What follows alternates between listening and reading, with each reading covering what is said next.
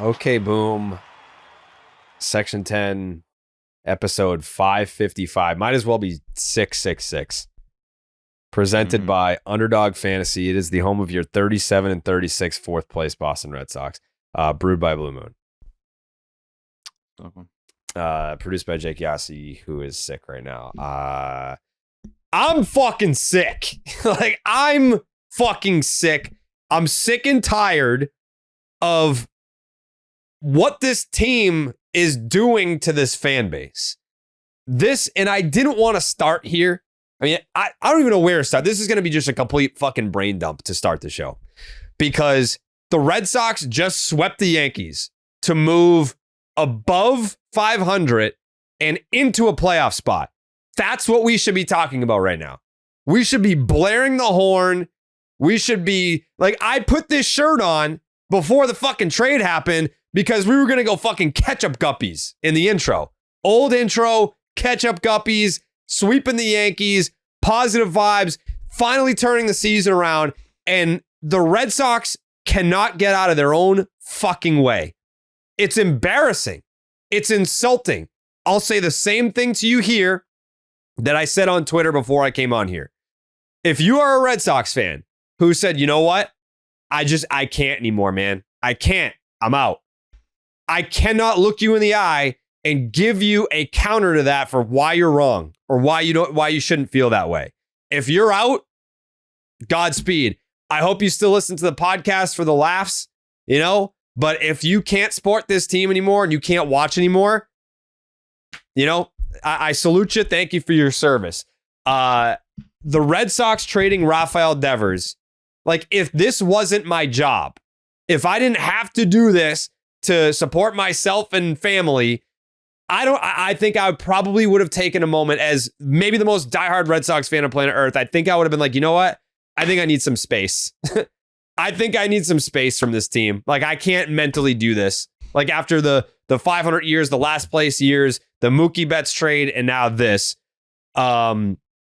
I think I probably would have said to myself, you know what? I think it's time I take a little break from the Red Sox. I'm still processing it. I'm still kind of in shock about it.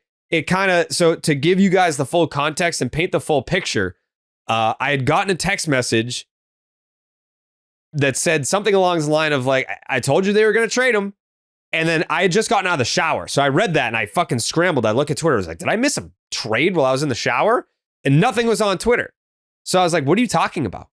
And then this person said, I'm 99.999% sure that the Red Sox just traded Rafael Devers. This was an hour-ish before the news broke. So I asked the scoop shop. I was like, hey, you guys hearing anything on Devers? And Will and Lou are on the team plane. And they're like, we're on the plane. He's on the plane. So I don't know what the fuck you're talking about. No, he's right there. I see him. Right just got his drink. So I think Steve was like, how reliable is the source? And I was like, they would know. I was like, cool. This is someone that would know. I wouldn't bring it to your attention. But my first thought was, I feel like ever since the drama in spring training took place, there's probably been murmurs of trading Devers every day since then. And it's just okay, one of them happened to get back to me, but how serious is it? It can't be that serious. There's no way the Red Sox are going to sweep the Yankees to get back into a playoff spot and then promptly trade their best fucking hitter, the face of their franchise. There's no way they're doing that, right? And then an hour later, breaking news, the Red Sox have traded Rafael Devers to the San Francisco Giants for fucking Billy Dickenballs and fucking Larry Cox sucking. I don't understand. The first thing I said was Larry Cox sucking fucking's pretty good. Yeah. Sucking fucks. Cox sucking fuck is a six splitter. He's got some good horizontal break on that sweeper. But I cannot fathom not getting back if it was hey, they traded Rafi, but they got back Logan Webb. I'd be like, exactly. Damn, that sucks to trade your franchise player, best hitter in your lineup, but you just got an ace. You got a dog. Imagine pairing Logan Webb with Garrett Crochet. And that's not what happened. You got back two guys that have a fucking 4.5 who got sent to AAA And you got Jordan Hicks, who has like over a 6 ERA. Like, how the fuck are you going to sell that to the franchise? How are you going to look your fans in the eyes today and said, we made a trade that made this team better? No, you fucking didn't. No, you didn't. Craig Breslow. No, you didn't. John Henry. You didn't. Like, this is what happened here today is nothing about baseball and winning. It's about saving money and egos. That's all it is. Feelings got hurt. Feelings got hurt this year. Let's fucking go back to the beginning. The Red Sox signed Alex Bregman the whole offseason. It was like, you need to get Bregman in here because he's going to be a great second baseman. I think we forget that. He was supposed to be the second baseman. He shows up to spring training, does not even fucking stand at second base. Never mind take a ground ball over there. He was never going to be the second baseman. That was bullshit from day one. The Red Sox lied. They lied to us. They lied to Raffy. Raffy shows up to spring training. Bregman's over there taking ground balls at third with Raffy. Well, that's just his position. We'll see. Maybe we'll move Raffy over to DH and he'll be fine, right? Poppy did it. The Dominican connection, lefty bats, they can be legends. They can both be legends together. They move Raffy over there, or they suggest that he moves over there. What does Raffy say? What does he say? I played third. Yeah, I played third. Okay, I'm a third baseman. Well, the Red Sox are like, fuck you. You're not. You're a DH now. And he says, you know what? That sucks. I feel like that's disrespectful. You should have communicated that to me. Like, I feel like I'm kind of owed that as the face of the franchise. You gave me over $300 million, a 10-year commitment. And now I'm just being moved at the last second. He was pissed. But fine. I'll start the season at DH. It might be a little bit of adjustment. I remember talking to JD Martinez about this. He's like, everyone thinks that like moving to DH is cool and like it's super easy because you don't have to play the field and you can just go out and hit. He's like, it's really hard. He's like, it's super hard. And Raffy was just expected to do that on a dime. And you know what? He may have struggled for the first, whatever it was, 19 at-bats. But after that, he's been one of the best hitters in the fucking league. He did what you asked him to do. And then Tristan Casas blows his fucking knee out. And then you go to him and you're like, well, can you play first base? He's like, well, you told me I wasn't playing the field this year. You told me to throw my glove away. So I threw my glove away to commit to this DH thing that you asked me to do. And I've been one of the best, if not the best DH in the fucking league since you asked me to do that on short notice. And from there, now it unravels. Now Bregman gets hurt. Do we even ask Raffy to play third? I mean, like he is a third baseman. He said he's a third baseman, right? Like, can we ask him? I don't know. I'm too afraid to ask him. After the whole first base thing, I think we should leave him alone. I think he's disgruntled and we shouldn't do that. But before all that happens, you have John Henry getting on a plane, flying to Kansas City, and having this closed door meeting after Raffy's basically calling out Craig Breslow in the media. Wouldn't even say his name, but he's like the GM. He's got a problem with Breslow. And the communication, again, same thing that happened in spring training. The communication is an issue. So now we have John Henry on a fucking airplane, a less than 24-hour turnaround from Raffy publicly going after Craig Breslow. And now you have John Henry flying to Kansas City to confront Raffy. How do you think that fucking meeting went? Because we never got any reports about it. Like, we never got anyone saying, here's how it went. Here was the vibe. Here's how, Devers, I guess, described his situation. Here's what John Henry said. Here was the central message. None of that. None of that came out of that meeting. But I'm guessing that John Henry was like, hey, I'm paying you $300 and something million. You're going to fucking do what I ask you to do, or else there's going to be problems. Rewind to a couple episodes ago. We played you the audio clip of Sam Kennedy on NESN, the NESN pregame show, saying, when the time is right, Raffy's going to play first base. Sam, was the time right when fucking Tristan Casas blew his goddamn knee out? Wasn't that when the time was right? Not a month and a half, 2 months later? Like, you're still going to say we're having conversations? What conversations do you need to have? You ask him to play first base and he says no. That's the fucking conversation. He said no. So now the Red Sox, by all reports that are leaking out in the time since the trade, we're recording this at 10 o'clock.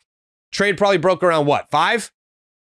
No. It's been 5 hours since the trade broke? It was 6 something. 6:30. 6 something, yeah. Okay, so less than 5 hours since the trade broke. Yep. And some of the reporting is, because I had asked the reporter, what's the deal here? Did he ask out? You got some people saying that he wanted to be traded. Then you have some other reports saying that this was the Red Sox just saying, hey, we paid you $300 million and we feel like you're not doing what's best for the team, so you're out of here. It was the Red Sox who got fed up, not Rafi who got fed up. So it's a lot of he said, she said right now. As we're recording right now, we do not have the official story of why this happened. But we know how. We know how we got there. I don't think it's fair to Rafi. And you know who's suffering the most out of all this? Us, the fans, the people that fucking watch this goddamn team every single night. We're the people that invest our time, our money, our emotions. You know, like if you're going to be a 162 guy, 162 girl, 162 gay, how many people in your life are like, hey man, wish you had some more time for me? But it's like, my dedication is to this team. I'm watching these fucking assholes every single night. I'm supporting this owner who has no problem trading the best hitter in the lineup to the San Francisco Giants. Fuck you guys. He disobeyed me. I asked him to play first base, even though he's not a first baseman, and he said no. So we traded him to San Francisco. Oh, did you get anyone really good back? No, we made the team worse. But isn't that like against kind of like what you guys are supposed to be doing? Are you guys supposed to be trying to, win baseball games and win a World Series? Yeah, but he hurt my feelings. That's where we're at with this fucking team. We traded the best fucking player on the team because of hurt feelings. That's insane to me. So that's why I go back to anyone that's listening, anyone that's watching. If you're going to tell me, you're going to look me in the eye and be like, Jared, I'm out, dude. I'm out. Like the Mookie thing crushed me, but this was the final straw. I will look you in the eye and say, thanks for coming out, man. Like I appreciate you supporting this team and all that for all these years, but I get it. Like I get why you would be like, I am fucking out of here. There's no excuse for it. Breslow, I mean, put it this way, right? Like you had people that they want someone to blame in this situation. How could Breslow trade him? If Breslow is being told by ownership, hey, you got to fucking trade this guy, resign. If you don't believe in it and you don't want this to be attached to your resume as an executive for the rest of your career, fucking resign then. Be like, all right, I don't need, like, this is going to sink my career. If this doesn't work out, which why would it? What? Like you're set. The Mookie Betts trade set this franchise back more than they ever thought that it would. And now this sets you back even more. Because why? Think about it this way. There's two different ways that this could fall out. One, Alex Bregman, who could, if they fucking fall now, because it's like you just trade our best hitter, like of course we're going to suck now. If the Red Sox start to lose and then you fall out of it and it comes trade deadline time, you trade Alex Bregman.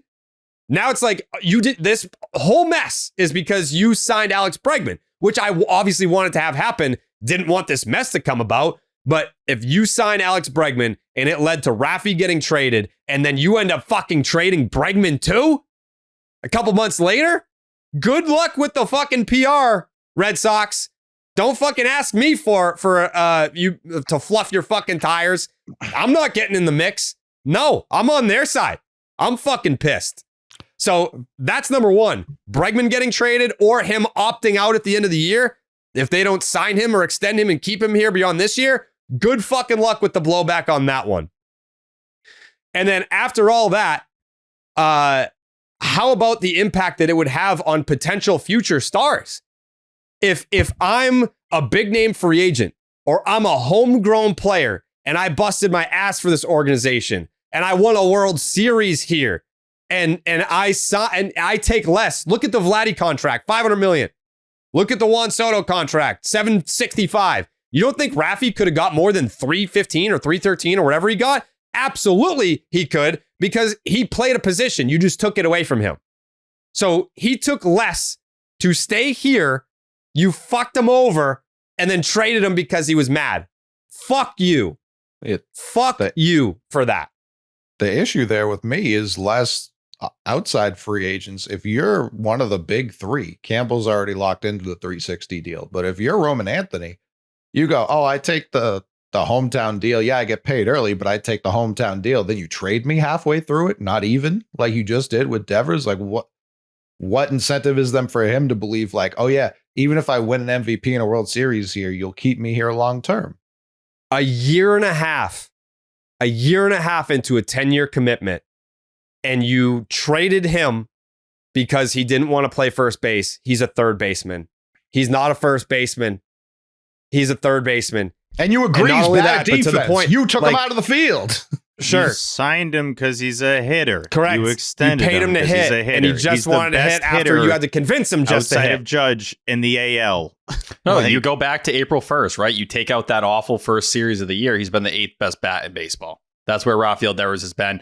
I think he's 8 walks away from tying his total from last year. So you're watching a guy in Rafael Devers, say what you will about the off the field stuff. He's turning into the best version of himself as a DH right now with this newfound plate approach that is better than we've ever seen, where he's not chasing and going. And then you start to look at the process of this entire thing. And we're hearing from Buster Olney, they weren't shopping him. Tom Caron mentions they engaged maybe with one other team. And you have a package here that almost everyone immediately looks at and says it feels light in Kyle Harrison, Jordan Hicks, James Tibbs, and Jose Bayo.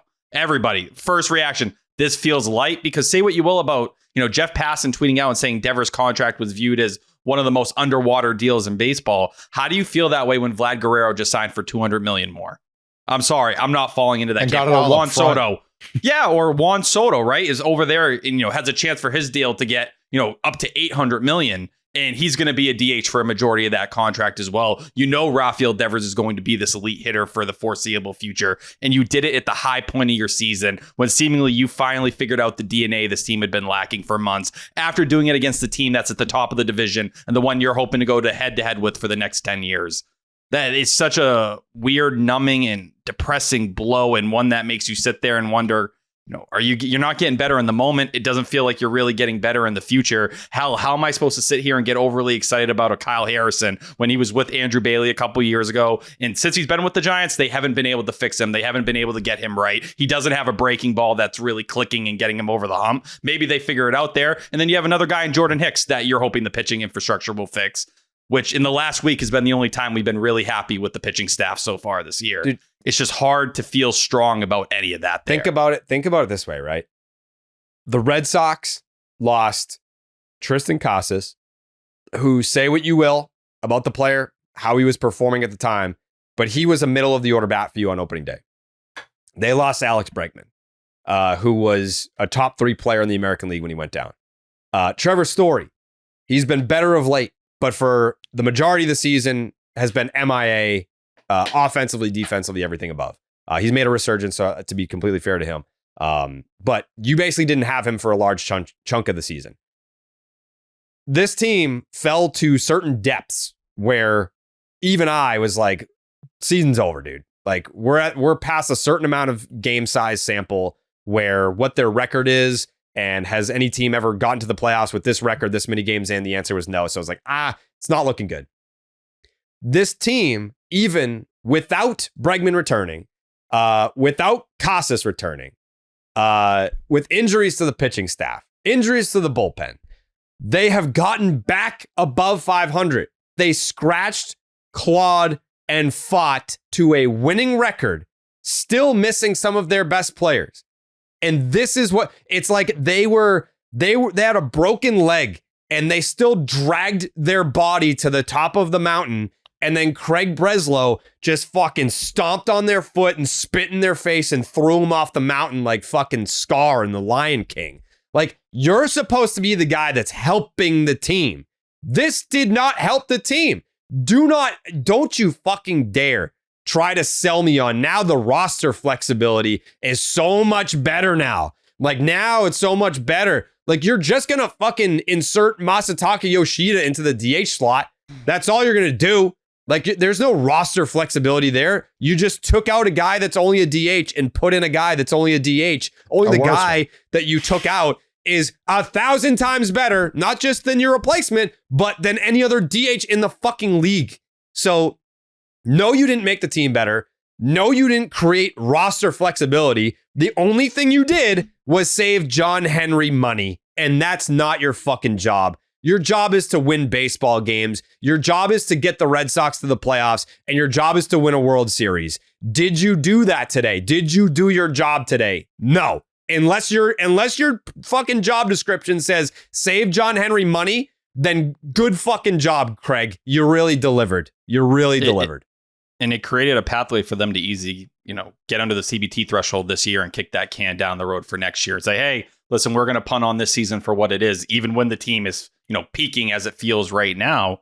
But you go beyond that and, where things are going to go for just like the Devers situation as a whole. I don't know how you can even frame what's going to happen at DH for Masataka Yoshida as the pathway. Because what is this, to get Roman Anthony a DH spot so he can play regularly? Because Craig Breslow told us when he got hired, he preferred the DH spot to be a rotational spot. That's what he wanted. But you still have Ceddanne Raphael out there who was earned playing time. I hope his job continues to be a rotational spot, if we're being honest.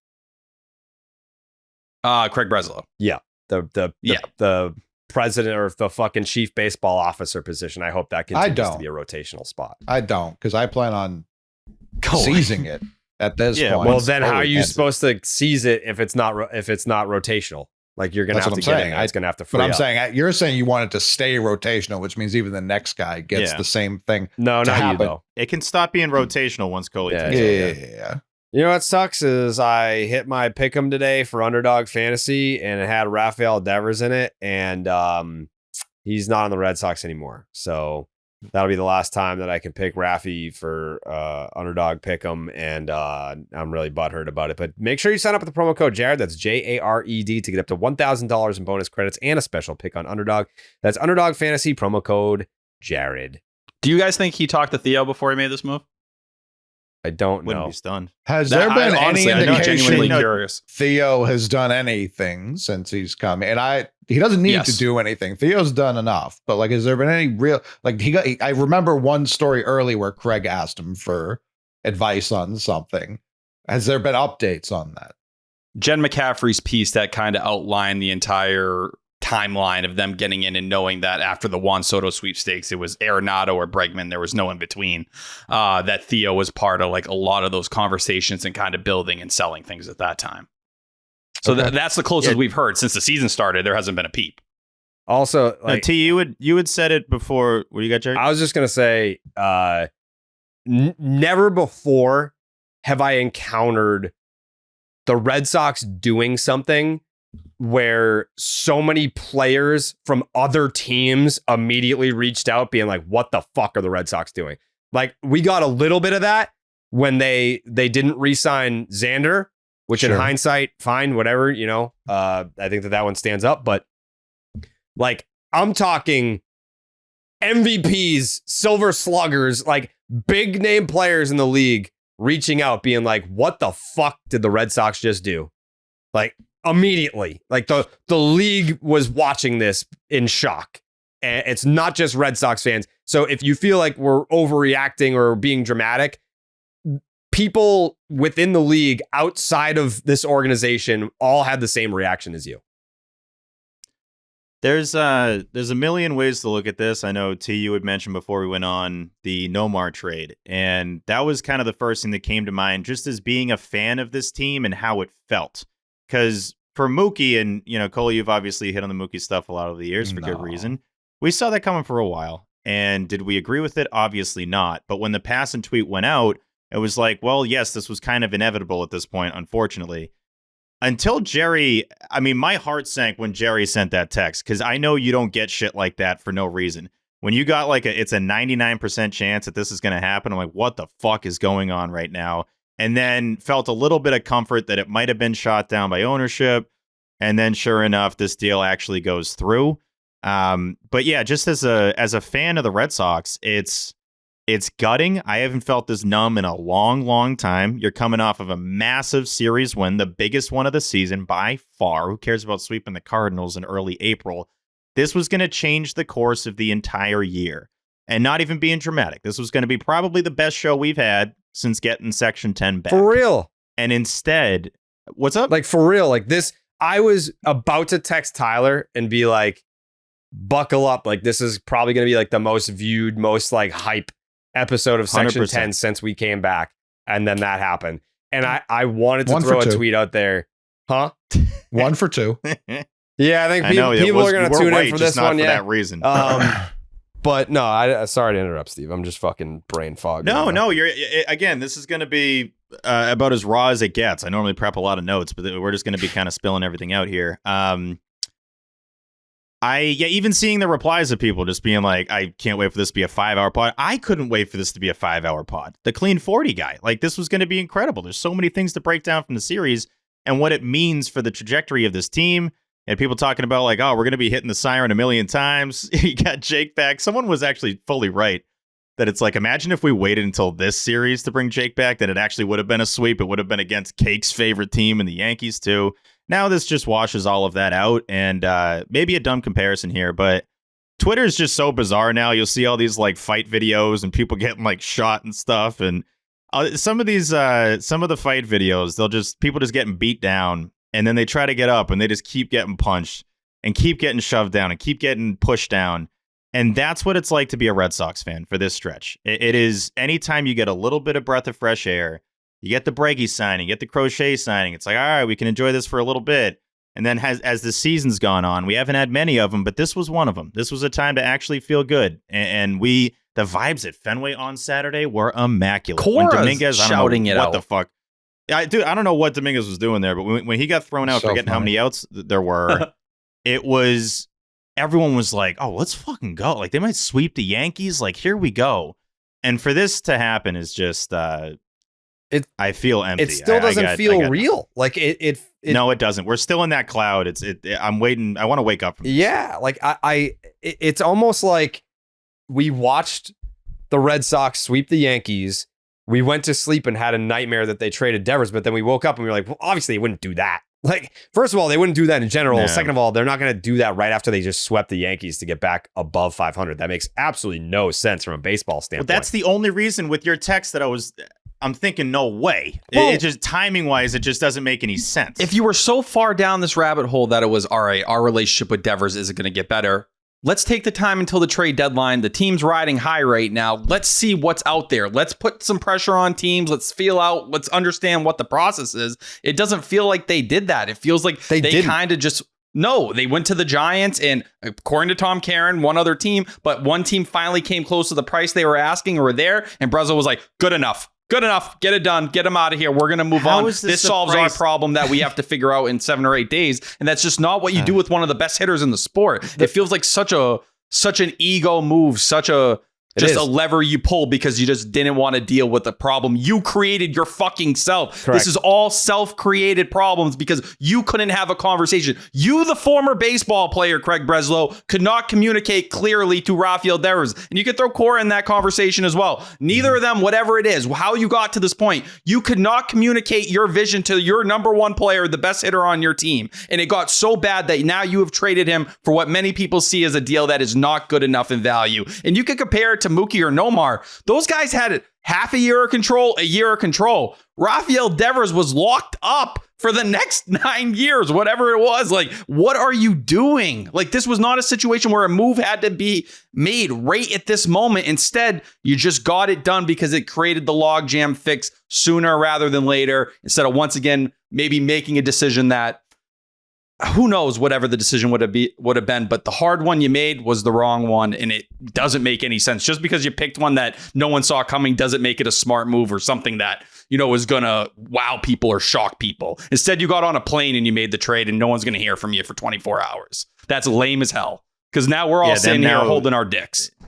We're holding our penises as we speak. Them having the longest road trip and being out west, and now these are going to be late games. Like, don't mind us. We just made the biggest deal we've made maybe ever next to Mookie, and everyone's going to hate us during this stretch, but at least we'll be out of sight, out of mind.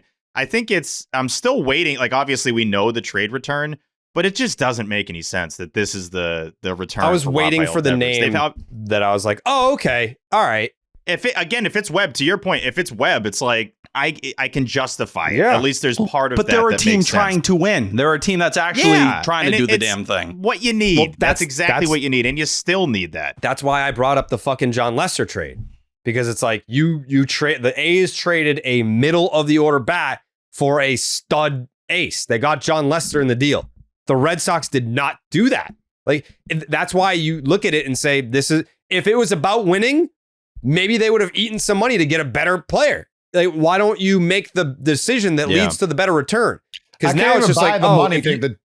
the Giants go into every fucking offseason begging to give away those deals, begging, and they can never get anyone to take them. And it is a team-friendly deal compared to what the market is now for players of Devers' stature. If you're just a full-time DH or you're a guy that like kind of plays defense, but not really, but we're really just paying you for your bat, like he is underpaid by today's standards. He's also still young. He's not 30 yet. Right. So you're not trading back end of the years of his deal to be like, you know what, like we got the best out of this guy, so like you know, good luck with the back end of the contract. Like he's still in the prime years of his deal, and for a very affordable price, and you got dick back for Rafael Devers. For what?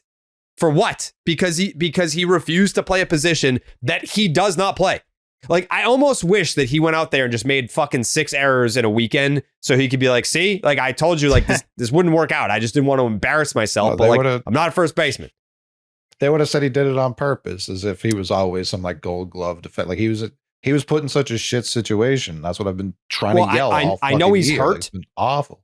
I know he's hurt, but Matt Chapman plays third base for the San Francisco Giants. So I cannot fucking wait for Rafael Devers to play first base for the San Francisco Giants, because you know he's going to do that out of spite. And I'm going to laugh. I'm going to laugh when he does that.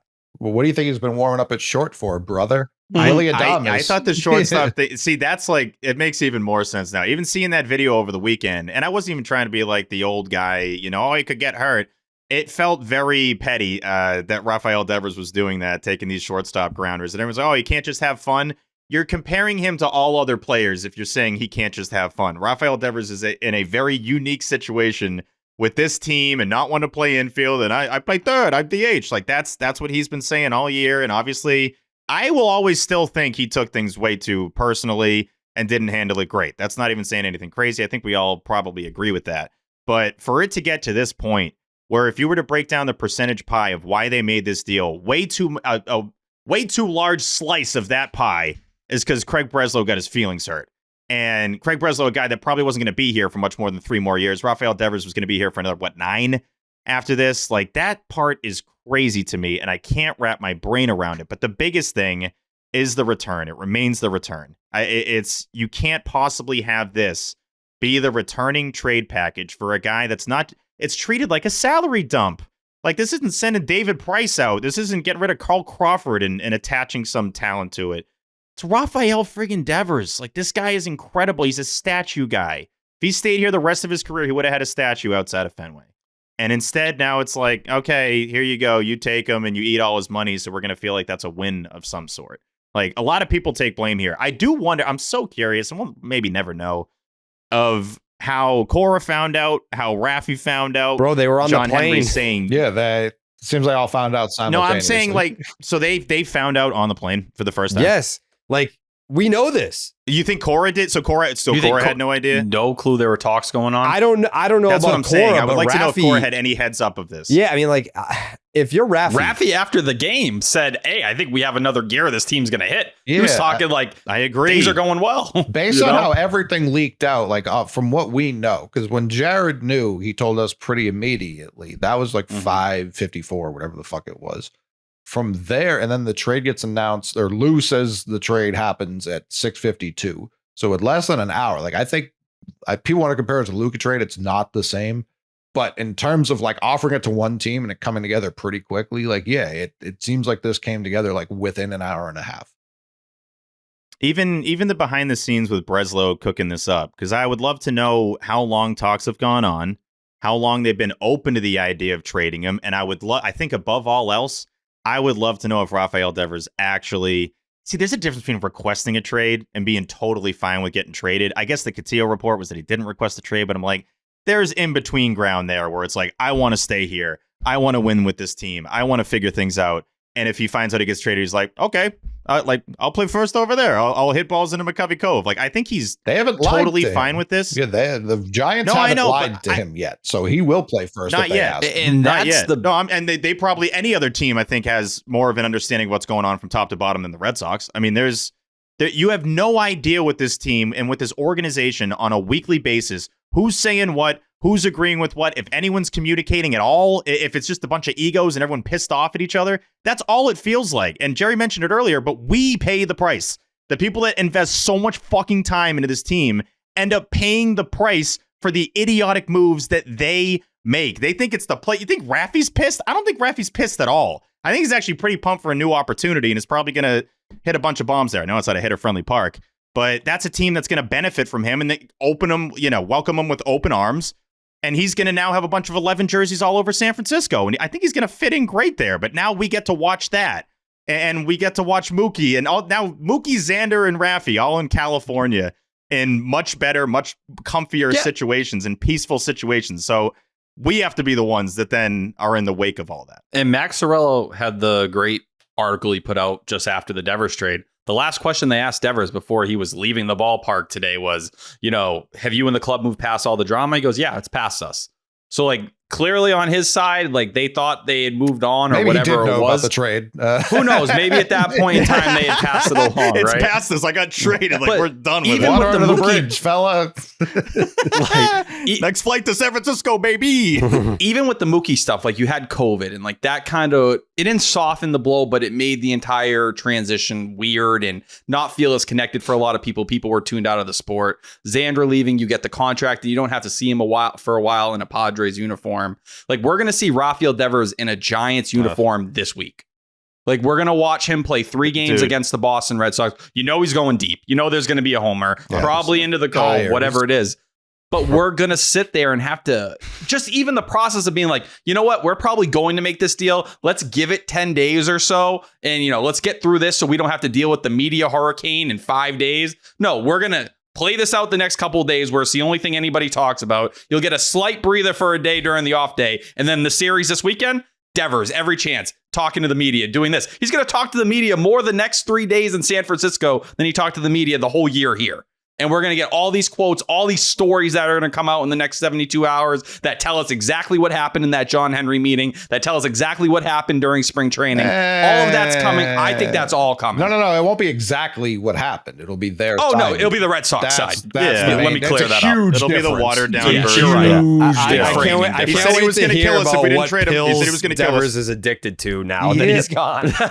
They've slandered. He brought a gun into the clubhouse. They're going to make up all sorts of shit. They've slandered every fucking person who's left there, and they keep being we didn't know wrong. where he was on January 6th. We couldn't locate him at the point. The thing that stuck out to me watching Anthony and Meyer, everything they do that's positive, they'll be they're the youngest player to do it since X, and every time it's Devers. Literally, even Narvaez, it's walk-off situations for rookie. Devers, it's Devers and Ted Williams and Freddie Lynn. Those are the only fucking guys that are on these lists, and it's just this isn't even a guy you just drafted out of high school or college and gave a big bump. This is a guy you got. They drafted him out of kindergarten, basically. That's what I'm saying. They signed a 14, 15-year-old Rafael Devers. We've ever seen. Had him with Red Sox DSL team, had him come up through the system. You start hearing about him in Greenville. He played literally every level. Did he play at Lowell? He might have played fucking Lowell. He probably Were they still did, around when he was coming up? Oh, yeah. That was 2015, 16. That's what I mean. So Did you see this Catillo tweet? The one I New just one? tweeted. I don't know if you read it. Was it from 10 o'clock? Just read it. A source with There's been knowledge a of the lot. Red Sox Rafael Devers Yeah. relationship described it tonight as an unsalvageable situation for both parties. Did we read Yeah. that? No, we didn't. I haven't read that yet, but sounds about I right. reacted to it, but yeah. Okay, yeah. A source with knowledge of the Red Sox Rafael Devers relationship described it tonight as an unsalvageable situation for both parties. Devers was frustrated with mixed messaging from different voices in the organization, felt like a scapegoat. The root was what the player felt was disorganized communication from the jump this year. That to me is yes, that makes sense, but unsalvageable does not make sense. It's not. It's not. None of this was unsalvageable. This is what kills me It's the not most. And unsalvageable Rafi- until he tells you, I want to fucking leave. That's Well, even when then, you hit that but point. the old GM Then you assistant Zach Scott was like, Manny used to Manny demand Ramirez. trades once a week. We didn't. No, I know. Especially with the Like, state of the part of this- organization. Part of this is on Rafi, but Rafi's not clear of all wrongdoing, and this is not like a hindsight's 2020. I'm fucking pissed they made this trade, but the unsalvageable thing, if that's from his approach, it's just not. This could have all been figured out. This seemingly was a Rafi Breslow thing, And you got to cut. Cora's involved. Other guys are involved. But it felt like that was the clash. And it's like, how can we not figure this out? And that's probably where Cora comes into play more than anybody, where it's like, guys, can we all just get in a room and just kumbaya and just find a way to move forward? And even if that's as Rafi being the DH moving forward, that's fine. He's incredible at hitting. That's the only reason you even gave him the contract that you're now so excited the Giants are going to pay. That's why you signed him, for hitting. And he's the best hitter at that DH position in the league. So I just can't.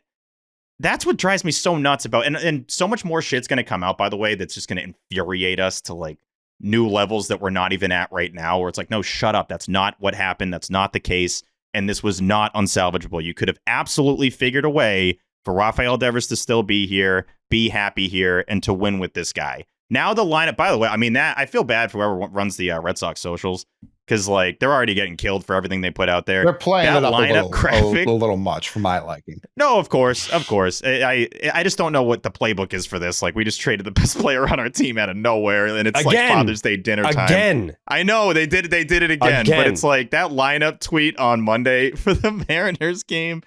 Oh boy, that is going to be a disaster. Stink lineup. So They yeah, did it again. They traded their best player again, only this time they did it in the middle of the season after completing a sweep of the Yankees to finally get back to a winning record again. That's when they with did 8 years of team control. The Yankee fans were so down. They were so upset. They were so sickened. We brought them back by what had happened. Really, because it wasn't just the sweep. We won 5 straight over the last 2 weekends against these Jamokes. And Judge sucked this week. And then we took their boogeyman. Like, they fear Rafael Devers as well. Everyone should. Like, they shit themselves when he hit that home run off Chapman. Was that 18? Was that 17? That was 17. That was 17. That was my John birthday. Feidelberg's birthday. Never forget it. When he and Steve's, but that's okay. John Feidelberg's birthday. I'll never forget it. When he hit that one. When he hit the one against the Astros to end that series, when he had that inside the park one, and it was just like, all right, at least he gives a fuck. The fact that the Red Sox were able to poison the well to ever make it seem like Rafael Devers did anything less than give a fuck about producing for this team blows my fucking mind. The biggest influence Xander had on him was he always posted. Rafi would go out there, play hurt all the time. He didn't care. And he was like, yeah, I know I'm a bad third baseman. I don't care. He'd get in his head every once in a while. But for a guy who hit his 500th extra base hit today and you had locked up for the next better part of a decade, it's inexcusable. It's inexcusable behavior on all fronts. To not get Bryce Eldridge back. I don't even know if Bryce Eldridge is going to be good. He could suck. He's 6'7". He's huge.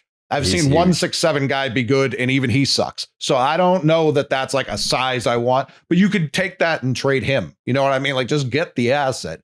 You lack assets here, and no package where we're going to be sitting here like, oh, that's fucking sick. Even Logan Webb, like, we'd get to that if he started winning here. If he never won here, I've seen plenty of pitchers leave San Francisco and not be that good elsewhere. So I don't know that we like, yeah, it's a better name. It's like, but we'd see the lineup tomorrow and go, oh, that we really need Anthony to like get his second major league hit soon, because boy, oh boy, does this lineup suck without one of the best hitters in the world. And most importantly, like, I just enjoy watching Rafael Devers. Baseball is such a long, arduous season, even when the team sucks.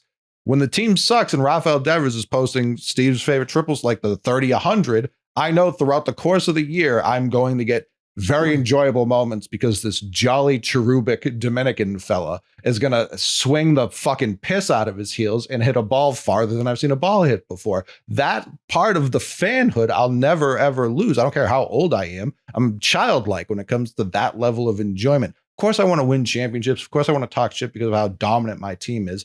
But it's baseball. It's hard to do that year in, year out. This year, we were supposed to be really fucking good. They've been wildly mediocre because expectations don't mean anything. I've had people tweet me, Kyle Harrison's ranking last year on Pipeline. He was 1 spot ahead of Roman Anthony. It means ultimately nothing in the long scheme of things. It really doesn't. But that was the kind of guy we're talking about here. And I don't give a fuck.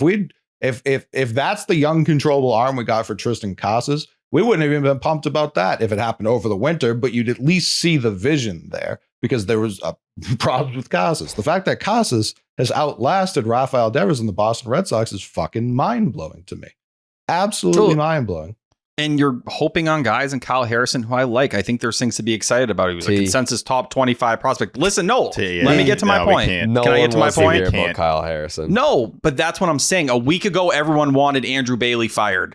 No, people wanted him gone. People were good on that. And now they have traded for two guys, and him and Jordan Hicks, a guy they almost signed going into 2024. And the goal is to fix them and get them locked in and to turn them into these pieces. Yes, it's been a good week for the starting rotation, but that's now what you're banking on. Craig Breslow has doubled down on something that seemingly everyone was questioning a week ago.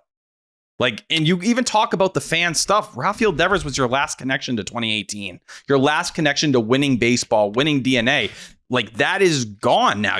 Everyone on the team is from the era of losers.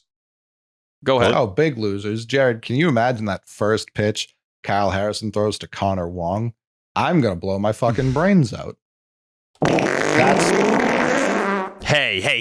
I felt bad for Connor Wong today. He fucking sucks. I feel bad too. When he spiked his helmet, I feel bad for us. Like, oh, I feel no. bad for me. I have to keep fucking watch him. Shit. He's so bad. Like, Narvaez is out there reinventing the catcher position as we've ever seen. He's like the greatest catcher ever, and he just wants one day off, and Wong can't get a fucking hit. He can't do it. The immediate ground in the double play. I was like, welcome back, asshole. Like, it's so I'm bad. telling you, my new nickname for Wong is get the commercials ready. If there's one out and there's a guy on base, especially first, a double plays out. So bad, that is going to be the any end base. So he's going to find a way. Where there's a will, there's a way.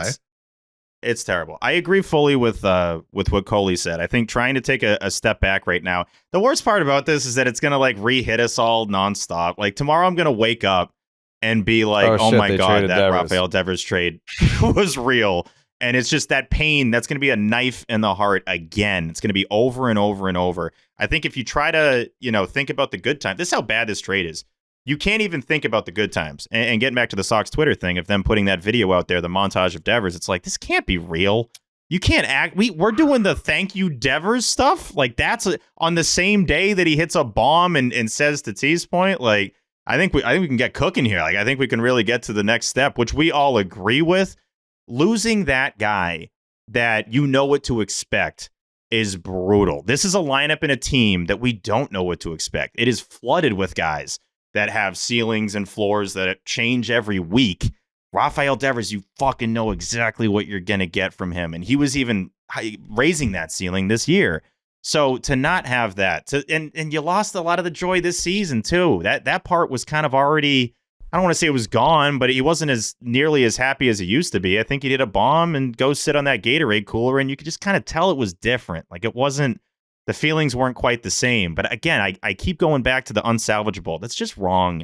There's no way you couldn't have made this work. There's no way. And I don't care what report comes out. I don't care who says what and what the Red Sox do to try to make themselves look good.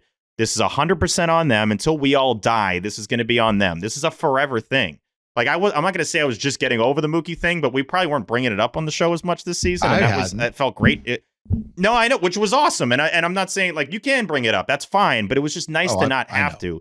That was 6 years ago. Like that happened ages ago. And yet now is when we're like, okay, we can look ahead. I'm going to be like 40 and we'll still be talking about this trade that happened today. So it's very hard to do the bird's eye view when you just know that like this pain is never ending. This one won't go away. You've also given Alex Bregman all the leverage, like all of it. You had tons. Like he can opt out. And what Jared said earlier, like they absolutely have to consider trading him if they don't have him signed by the deadline. The players who've been leaking to the media and openly talking shit about Devers in the locker room, they better have the week of their lives. Like they better be ready to catch. Because by the way, Devers was just in this lineup these last 3 games. They scored what, 2, 4 and 2 runs respectively. Yeah, they scored, I think 8 total runs. They was a far cry from what they did in the Bronx the previous weekend. So like this lineup better be ready to be hitting the piss out of the ball against one of the better rotations in baseball. By the way, Shohei just got announced that he's starting against the Padres tomorrow night. Must be so That's cool hilarious. To have a team that does fun shit as opposed to just drags you to the depths. And now you've done the unthinkable. You've made it so that like Anthony has to be a star. Campbell has to be a star. Multiple Marcelo guys. has to be a star. And what kills me most, one of the big takes I was going to have today was how much joy Marcelo Meyer has brought to the field. Because I wasn't noticing so much like how Steve was saying it, like, oh, Rafi doesn't seem as happy.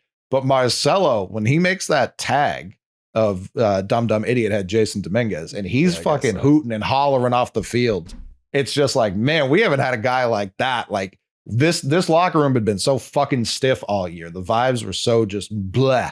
And then you got Marcelo out there just having a blast, just playing some ball. What's he going to look like tomorrow? He may look like a truck hit. Like that's a crazy thing to have all three of those guys witness on the plane, not just at the level. Like you're on the plane with the guy that you just watch him deplane. And then you just fly to Seattle. Like what? Rafi getting off the plane had to be wild. Like, did he just like lose his headphones? Did he get arrested? What happened at the front? Yeah, that would have been a better outcome if he got arrested for some crime for 2 weeks and he would be back. Awesome compared to where you are now. Look at the last Red Sox lineup against a right-handed starter: Duran leadoff, Devers 2, Abraham Toro 3, Narvaez 4. Like, you just took Devers out of that. You know you're not getting Bregman back to maybe right before the All-Star break. That's best case scenario. So what? You're going to be filling it up with the likes of Trevor Story moving up and putting that pressure on Roman Anthony, Marcelo Meyer, and Christian Campbell to produce. Which, once again, you are going completely against everything you said about not making these guys the savior. Well, guess what? You got rid of the franchise player, and these are the guys left to pick up the pieces and put it together. Not only for a team that you said is trying to win this year, but for a fan base that is railing and begging for anything to cling to. Everyone's staring at them even 10 times harder because the one other guy that you could depend on this team is no longer here. I also can't get over the fact that like they're playing him this weekend. I know we've talked about it a little bit, but like they play in San Francisco 3 days out of like 730.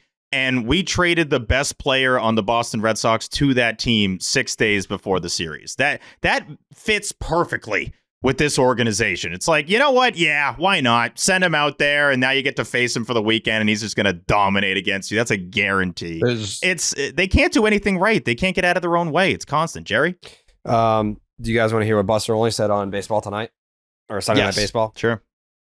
Yeah. Devers had reached an impasse with the Red Sox. Getting text messages from executives, other teams been talking with the Red Sox. They basically are saying that after Devers did not respond following John Henry getting on a plane and going out to Kansas City, and he didn't take ground balls after that, the perception of other teams was, yeah, he was gone. Red Sox were going to move him, and when he didn't respond to the owner who was paying him that contract. It is kind of crazy after that trip out there because we had hypothesized on this program of like, okay, how much time now until he plays first? It wasn't is it definitive that he's not going to play first?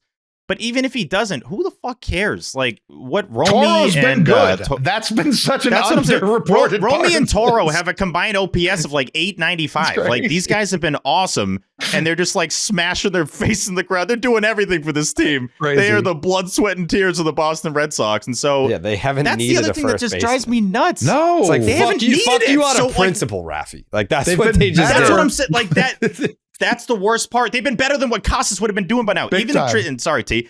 But like if Tristan had turned it around, I still don't think you're getting this. No, because they've been better defensively too. 100%. They've been better on both sides. So you're totally fine at that position. That's So causing dumb. this whole shit show. Like, how do you then wear it that much for that situation? I would understand it way more if, let's just say, they had Toro playing there, and he sucked and he was terrible. It's like, hey, Romy, can you do it? And he like misses the base and he's bobbling balls and he's terrible. Right. Rafi, come on, let's go. And, you know, we had the owner fly out. Breslow hates you. Like, Cora should come in, all this. Fine at that point, but this is such a non-issue for this team. When's the last time we talked about the lack of first base production? Like, it's basically been since Casas got hurt. Been the opposite. It's been how great they've been. So it's like, how the fuck is that the thing that then is at the center of all this? Because when you have an issue with the player and your ego's hurt, and then you look at that player and you say, I don't fuck with you in that way because I felt like you disrespected me. You pants me in front of the media and in front of all these players you are, you know, that I Which was signed crazy, but and I still think that's crazy. I still think that's crazy. But I mean, that's still wild. To me, it feels like the first chance he got to make the move and, it also fixed a problem we were going to have in 7 days. oh, perfect. You were looking for a reason to get rid of the guy because he made you look bad, instead of saying, fuck how I feel, fuck my ego, what's best for the organization. No, it was more what's best for Craig Breslow, what's best for me, and feeling like, maybe the guys in that clubhouse aren't looking at me sideways because the guy who makes the most money has a beef with me and called me out. He's great. You have to know the impact this is going to have on the fan base. Like, talk about, when I was speaking on Saturday, how great Fenway was in the atmosphere. The amount of 11 jerseys in the crowd, especially the new City Connector That's the only jerseys fucking with the player on the 11s. team that people still wear the jersey. Like, if you go to Fenway right now, it's like, here's a Mookie jersey. I see a Kevin Youkilis. Is that a fucking David Ortiz? Benintendi. It's guys that aren't on the team. Yeah. A Bogarts jersey. Yeah. Like, all the guys that are gone. Yeah. And then Devers is the only current one they get. There was a dude in the DMs a couple days ago that was like, Steve, love the pod. What new City Connect jersey should I get between Crochet and Devers? And I said Crochet, and that wasn't out of a gut feeling a trade would happen or anything like that, but it was because someone on Twitter said the Devers numbers look like the never forget like 9/11 thing, and I can't get that out of my brain. So that was completely separate. No, my point being, like, yeah, of course, get a Devers jersey. Where's he going? They're not gonna. What are they gonna trade him? They're gonna trade Rafael Devers? Like, yeah, Garrett Crochet and Rafael Devers. You can get those jerseys and feel totally fine about it. And instead, 3 days later, he's going to San Francisco instead of Seattle. It's wild. I was thinking about this walking the dogs earlier. Is Garrett Crochet bad vibes because he was part of like the worst team in modern history last year in the Chicago White Sox? Then he comes here like he's been great individually. He was great individually last year, and he's got some sort of cloud. I'm investigating a potential cloud hovering above Garrett Crochet's head. There's a potential cloud there. Still love him. It's worth it. Hey, it might not be the case, Coley, but it's worth looking into. We got to look into it. This is worth opening and investigating. We got to look into it. You just got to look into it. Yeah. Because I'd love to be talking about how like he was unbelievable Friday and then gave up the longest home run of all time. And I don't even didn't even feel bad because they somehow found a way to like win that game in like a gutsy fashion. Like when they didn't score. Yeah. They've lost that game all year. All year they've lost that exact game, and this time they won it. And it was just like, oh man, they win Saturday. Sick. They win today. Oh, this is a Bayo. We're not going to talk about. We're going to talk about a different fucking Bayo today. I don't even get to talk about 7-inning Bayo. We're going to talk about a different reliever fucking Jose Bayo in the Arizona Complex League. Okay. What were the odds that we don't talk about Brian Bayo, but some other fucking Bayo we've never heard of today? Yeah, we get to talk about Jimmy B. You got to be fucking Bayo. kidding me. Yeah, that's Kyle Harrison. It's absolutely like I've seen people be like, I could be a 2-3. He needs to be an ace in order for this to be remotely justifiable. Not for the trade, but to keep Andrew Bailey employed, because you're right, T. I was going to come on here and be like, what a week for Bailey, because the offense did nothing. That's why it's like, you can't just keep bouncing back and forth, fire Fauci, fire Bailey. Like, obviously, we got to look at this season by season because week to week is neck breaking. I would hope, being Breslow's guy, was consulted about which pitcher do you want. They're offering, I would imagine, Wisenhunt, I would imagine Birdsong, and I would imagine Kyle Harrison, and they took Kyle Harrison. I imagine Jordan Hicks was more like salary matching. I don't know why else. No, but think about it. Before 2024, they were the runner-up, so they did want him. So this is another guy they targeted, just like they targeted Walker Buehler and Lucas Giolito. So like we saw, maybe there was heat on Bailey's seat a week ago because some of these guys they targeted weren't clicking and they weren't performing here the way they needed to, which once again turns the light to Craig Breslow and says, what are you fucking picking out? You're the one picking these groceries thinking you can make the right meal and you're not. Well, all right, Kyle Harrison is the next version of that. Jordan Hicks is the next version of that now. So more guys to work with. And right now, you look at their track record the last year, if you feel confident, like, bro, I think people are going to look at you and question it. Like, you cannot fucking sell me on potential with who is coming back in a Rafael Devers trade. I don't want to hear, I don't want to hear. I shouldn't have to be looking up their stats. I should know. I shouldn't have to be like, wait, who's this guy? Like, I know who Jordan Hicks is, but everyone else, I'm like, who the fuck is this guy? I'm like getting phone calls from like, MLB players being like, yeah, dude, fucking that guy's not that good. Like I don't need to be getting phone calls from MLB players being like, hey, how you holding up? Anyways, that guy you got in the trade, not that good. And players are bad scouts. We hear plenty of bad scouting from players all the time. Yeah, but if they like face them, they can say that versus like older retired players being like, yeah, like, he's not very good, like sitting that from your couch. But if you give me that perspective from your the batter's box, then that's a little bit different. So I'm willing to give the 22-year-old at the time a little bit of leeway. I've seen plenty He's of 23. 22-year-olds. I'm He's saying 23 at the time of the Oh, home he's run, he was aging, 22, aging. dickhead. whatever. I don't give a fuck. You don't know that. You don't know who I talked to. I do. It was You last but year. you Yes, should- I do. You don't know. I know exactly who you're talking to. You buddy literally boy. told me. Anyways.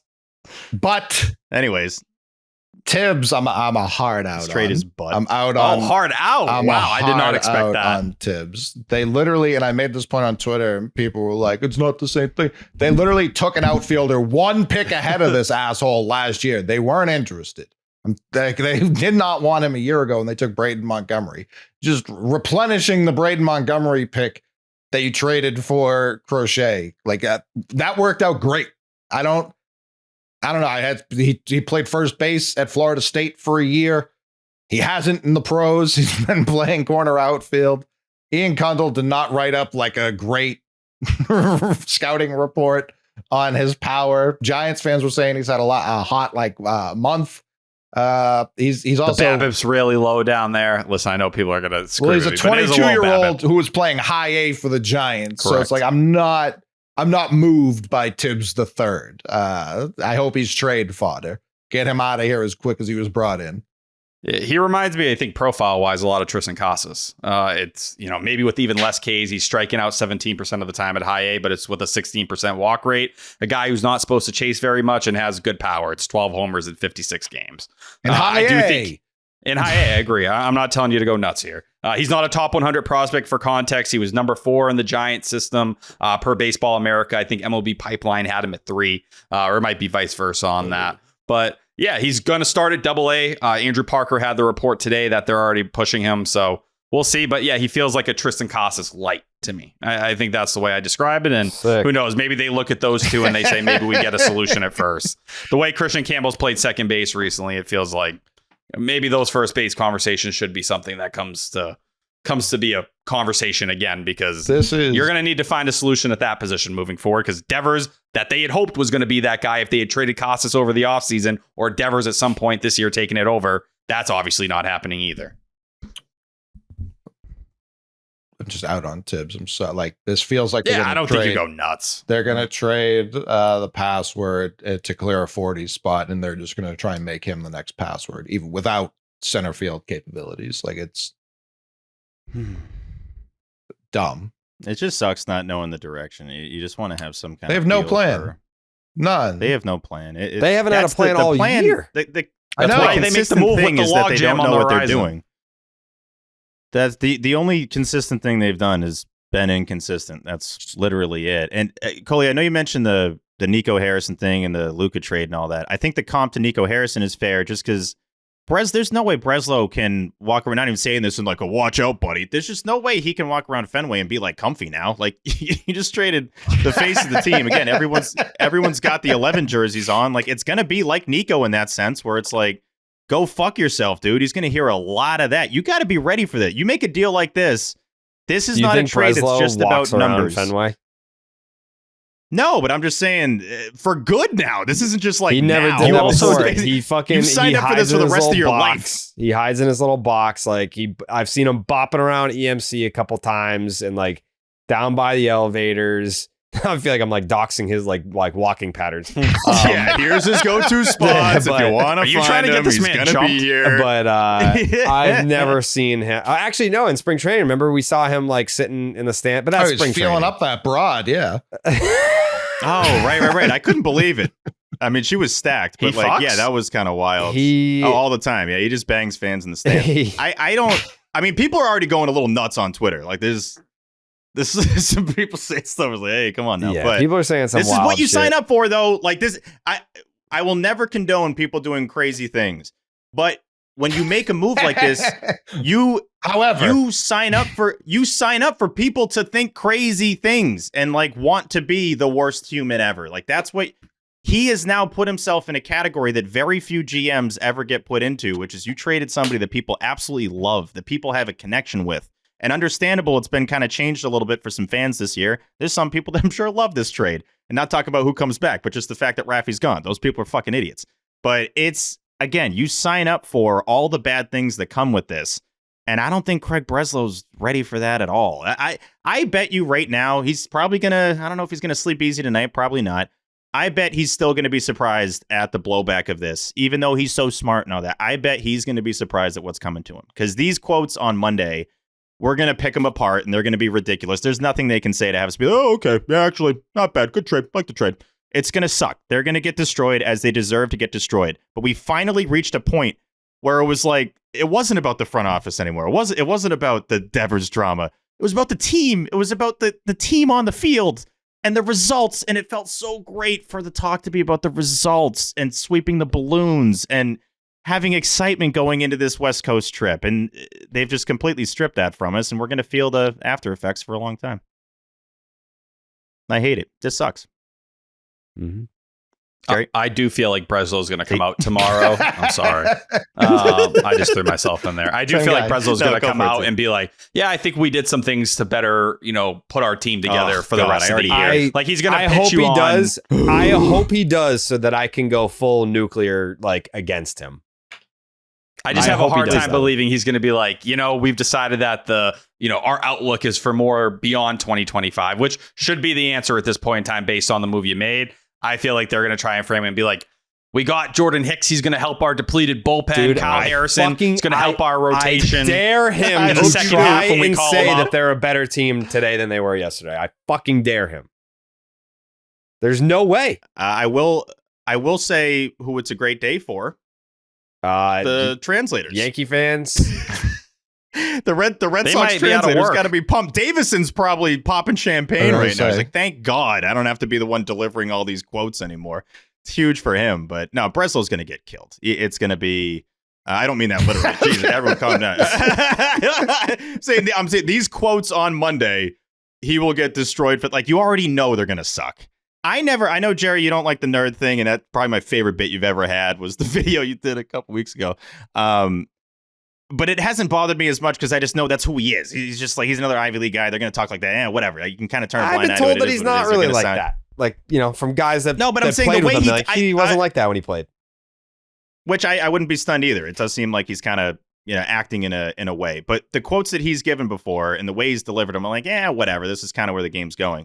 That nerdy way of delivering it tomorrow or Monday, whatever today, is going to be the most annoying thing I've ever heard in my entire life. To the point where it's like, I'm happy that the press conference is happening so we can just destroy these guys for what they're about to say. All I'm saying is, and I know this won't happen, and I hate to sound like Catillo here, but John Henry, he better be at this fucking press conference. He won't be. It's going to be a he Zoom. Won't be. No, there's no chance. I know he won't be. But I said it's a Zoom tomorrow with Kennedy and Breslow. They didn't. That's it. That's the whole Zoom. How do you not hear from Cora on this? How do you not hear from John Henry? He's definitely going to talk. He should be on the call too. You think Cora's like, why the fuck did I sign this extension? Yep. What was I doing, man? That is maybe the worst decision he's ever made. I'm sure he's sitting there thinking I could have taken a year off. And, I could have gone to ESPN and just gone back to baseball coverage. Could have done that. He had a lot of opportunities. There were a lot of things he could have done. He still does. And instead, this has been a disaster. No, it's not. That's not going to change. It's just that it's mid-June. From what we've all been through, even just as fans for this team, this how long have they been playing? Not even 3 months, 2.5 months, basically. This has felt like 2.5 years. Do you think he's angry about the Raffy trade? He has to be. Let's take it from that angle. There has to be somewhat mixed feelings, but I think mostly he hates it. I bet you he's rip shit. If he managed his way back into a playoff spot and then you take away my best hitter and you give me what in return? He's been asking for reinforcements for 4 years. And you trade his best hitter right when he gets back to a winning record in a playoff spot. He's not going to hate having to talk about the Raffy stuff anymore, but that's the 5% that he is. I think he would. I think he would. I think he would. I know he'd take that for the alternative. I get it. I get it. It's all right. Yeah, I got to talk about some drama, but at least I have one of the best fucking hitters in baseball in the middle of my batting order. If they move Devers, who says they won't move Cora? I'd start seeing if another team would be interested. this point in time. You're just fine moving your franchise player.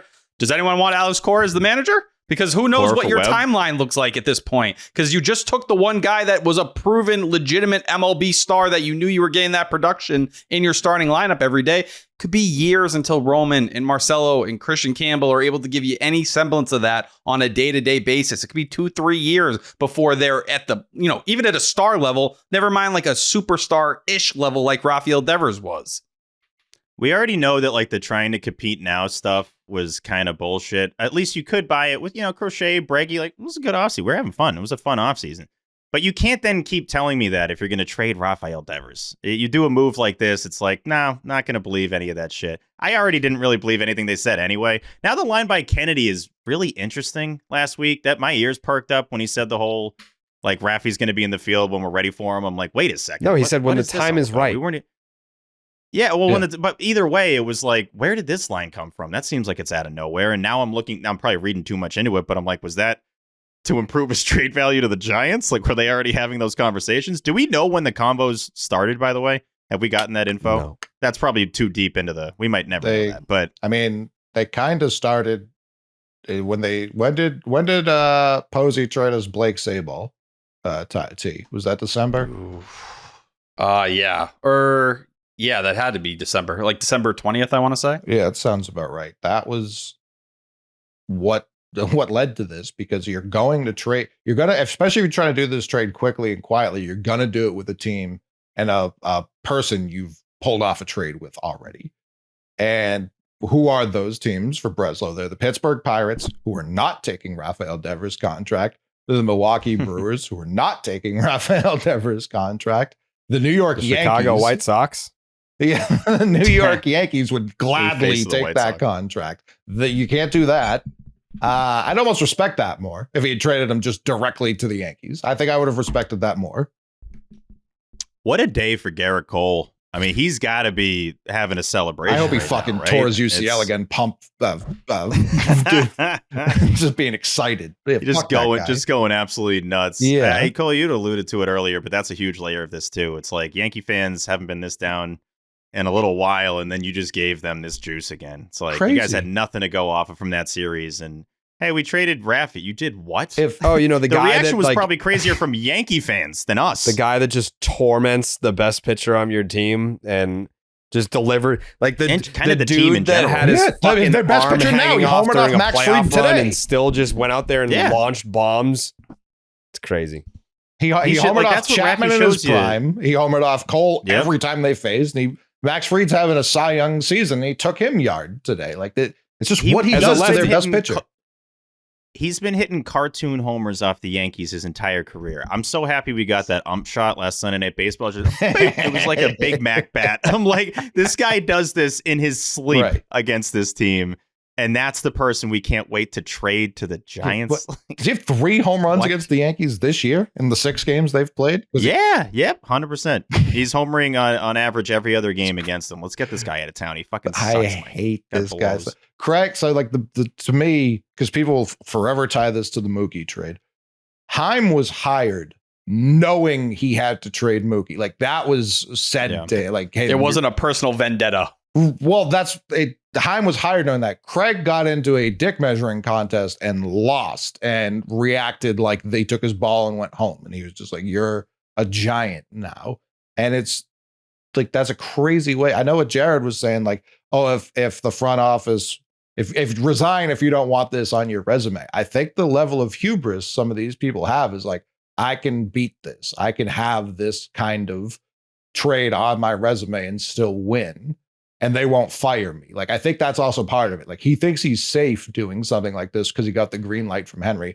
And by a lot of people are saying, oh, Henry just made this huge deal for Liverpool. I absolutely think that factors in here. There's no reason for me to believe that he does not keep his books balanced in a way that has the Penguins, has the fucking golf, has the Red Sox, and has Liverpool and whatever racing shit. Like, I guarantee you that had some sort of play here. Has to. Yeah, And that's the other all thing with I like know is- opening up the salary, open up the salary, and it's like, yeah, but are they gonna spend that? Like, I think they're pumped that they don't have to pay Rafi now. Yeah, That's you what I'm better go saying. pay Like, Dylan huge part of Cease it. or Michael King. Go pick your poison, whatever guy you want out there right now. But there's no excuse for you not to go pay a number 2 starting pitcher. Gee, they're absolutely not going. I can already see. Kyle That's what I'm Harrison. saying. Kyle Harrison's your number 2 starting Kyle pitcher. Harrison. We have that guy at home. I Patrick guarantee. Sandoval. Yeah, Patrick Sandoval. They're Dick Fitz. absolutely going to say we're going to have a comp. We're going to bring Hicks in as a starter and see, because that's why they wanted to sign him last year. They Correct. believe their hubris is right, and there really isn't a lot to point to that proves that. But they're not going to, like, they already didn't sign. They gave Buehler a 1-year deal. Like, they're going to have his money come off the books. Giolito's money's going to come off the books. Devers' money is gone. Bregman's money's gone. They're not going to be paying anyone other than Story and Yoshida next year. And they're still Well, not and going to spend. Guys that they didn't even Yeah. guys that Breslow didn't even bring in. Yeah, It's hilarious. and I think that's a big part of it. I think when Breslow came in here, he made it clear that he didn't like a guy who played DH every single day. Probably looked at Devers and said, that's not a guy I personally would have given that contract to. And that all factored into not only how he handled this whole conversation initially, but also how it played out to this point now, where when he finally had to make a tough decision, he was so ready to pull out the best guy on the team, the best player in the starting lineup, because of his personal issues with him, because it wasn't his guy. And it wasn't exactly how he'd run a roster, despite it being the best course of action for the team to win this year and in the near future as well. In a baseball standing, like we mentioned the Cora thing and how pissed he is about this. I think it's like 90% pissed. There is the manager competitiveness in him that's like, I do get to shuffle the DH around a little bit. It'll take a while for him to get to that point, but of course, you know, that's a silver lining, because taking Rafael Devers out is not what you want to do. But I'm sure there is part of his brain that's like, all right, let's see how we can do with this. And now their rivalry just keeps growing. The Breslow Cora. We should just have them fight. Let's raise some money for the Red Sox Foundation. I think they raise like $200,000 a day. Let's have those guys fight at midfield. When you asked, It's like you're how do you think Cora feels? I think part of him's like, finally, like, this is going to lead to Breslow getting fired, and then he can take that job. I'm sure that's think part of it, Part yeah. of how he feels. He's like, yeah, it sucks right He's now. like, go ahead, bud. You think see how they respond to this. Like, see how the fans treat you after this. Fans and Henry. Of course, Henry plays a part because he's, you know, signing off on that, but that shouldn't, Cole, you mentioned it. That doesn't give you a clear pass to just exist here. He signed up on the Mookie trade. He was fine with that. Yeah. It's just, yeah. Even though we're talking about it, like, I keep getting re-hit that it's real. Like, we're breaking down every element of this trade, and then I take a second to think, and I'm like, right, he's not on the team anymore. Like, that means he's not. That sounds so stupid, but it's like, we're never going to see Rafael Devers take another at-bat for the Red Sox. That's absurd. It's absolutely absurd. who bats second? Hold on, T. You're just gonna move Roman I up. don't Hold think on, they T. know. Hold on. I don't think They they have know. no idea. Hold on, T. Hey, I mean, they calm lost down, their T. leadoff hitter. We're not even going to talk about that. Yeah, but they don't even, he no longer leads off He's a against six lefties. hitter now for some reason. Yeah, it's whatever. Have him at ninth. Who cares? Lineups are crazy. We interrupt this depressing podcast to tell you about Blue Moon, which was born in a ballpark at the Sandlot Brewery in Denver, Colorado, so it's no wonder why you crave it. Its bold flavor, bright explosion of color, and iconic orange slice ritual guarantees a one-of-kind beer experience, perfect year-round. And for the moments that you want a lighter option of your favorite beer, reach for Blue Moon Light. It's a refreshing wheat beer brewed with real tangerine peel for a lighter, exceptional taste at only 95 calories. Man, Coley, I can't wait to get off this podcast so I can drink some Blue Moons and just forget about this day. yeah, it's that first sip is just going to put you atop like the nice Rocky Mountains, and it's going to give you a minute to just decompress, think of something else. But then you're going to think of, because it's born in a ballpark, you're going to think about where the Rockies play. You're going to think about Coors Field, and then who do they play? They play the Giants. So you're going to get right back. It's a vicious cycle. It's a vicious cycle. It truly is. I'm just glad that you had some Blue Moons at your daughter's birthday party, because it was a sight to behold. Just cracking some moons, just celebrating a life. There's no better way to celebrate a life than with Blue Moon. That should be their new tagline. That's right. Inspired by the beer you already love and available year round, a wheat beer from Blue Moon with exceptional taste and only 95 calories, brightly brewed with real tangerine peel, tastes light and refreshing. Nothing compares to the great taste of a Blue Moon Light. Blue Moon made brighter. Get Blue Moon Light delivered by visiting get.bluemoonbeer.com/Jared for delivery options. That is get.bluemoonbeer.com/Jared. Blue Moon made brighter. Celebrate responsibly. Blue Moon Brewing Company, Golden, Colorado. Suck one. I know a lot of people are probably listening to this podcast, hoping that we can tell them or guide them how to feel about this. And I don't think we know right now because it's still so fresh no clue. and it's still so shocking. And to go back to the earlier point about like they just swept the Yankees and then this happened a couple hours later, not even. It doesn't feel real. Like I feel like I'm going to wake up tomorrow and it's not going to be real because it doesn't make any sense. Like in other trades, like everyone keeps trying to compare it to the Nomar trade. Like, oh, it's like it's this generation. Like Craig Breslow fucking wishes this was the Nomar trade. Like you didn't get a Nomar Gold trade, Glove gut punch shortstop Nomar and a trade. Gold Glove first baseman. Like that's not what happened here. You got a couple of fucking. I think the comps are the feelings, not the trade package. Sure, but it's like, yeah, like it sucked, but then it resulted in a World Series title. This is not resulting in a World Series title. You've just set the franchise back a decade.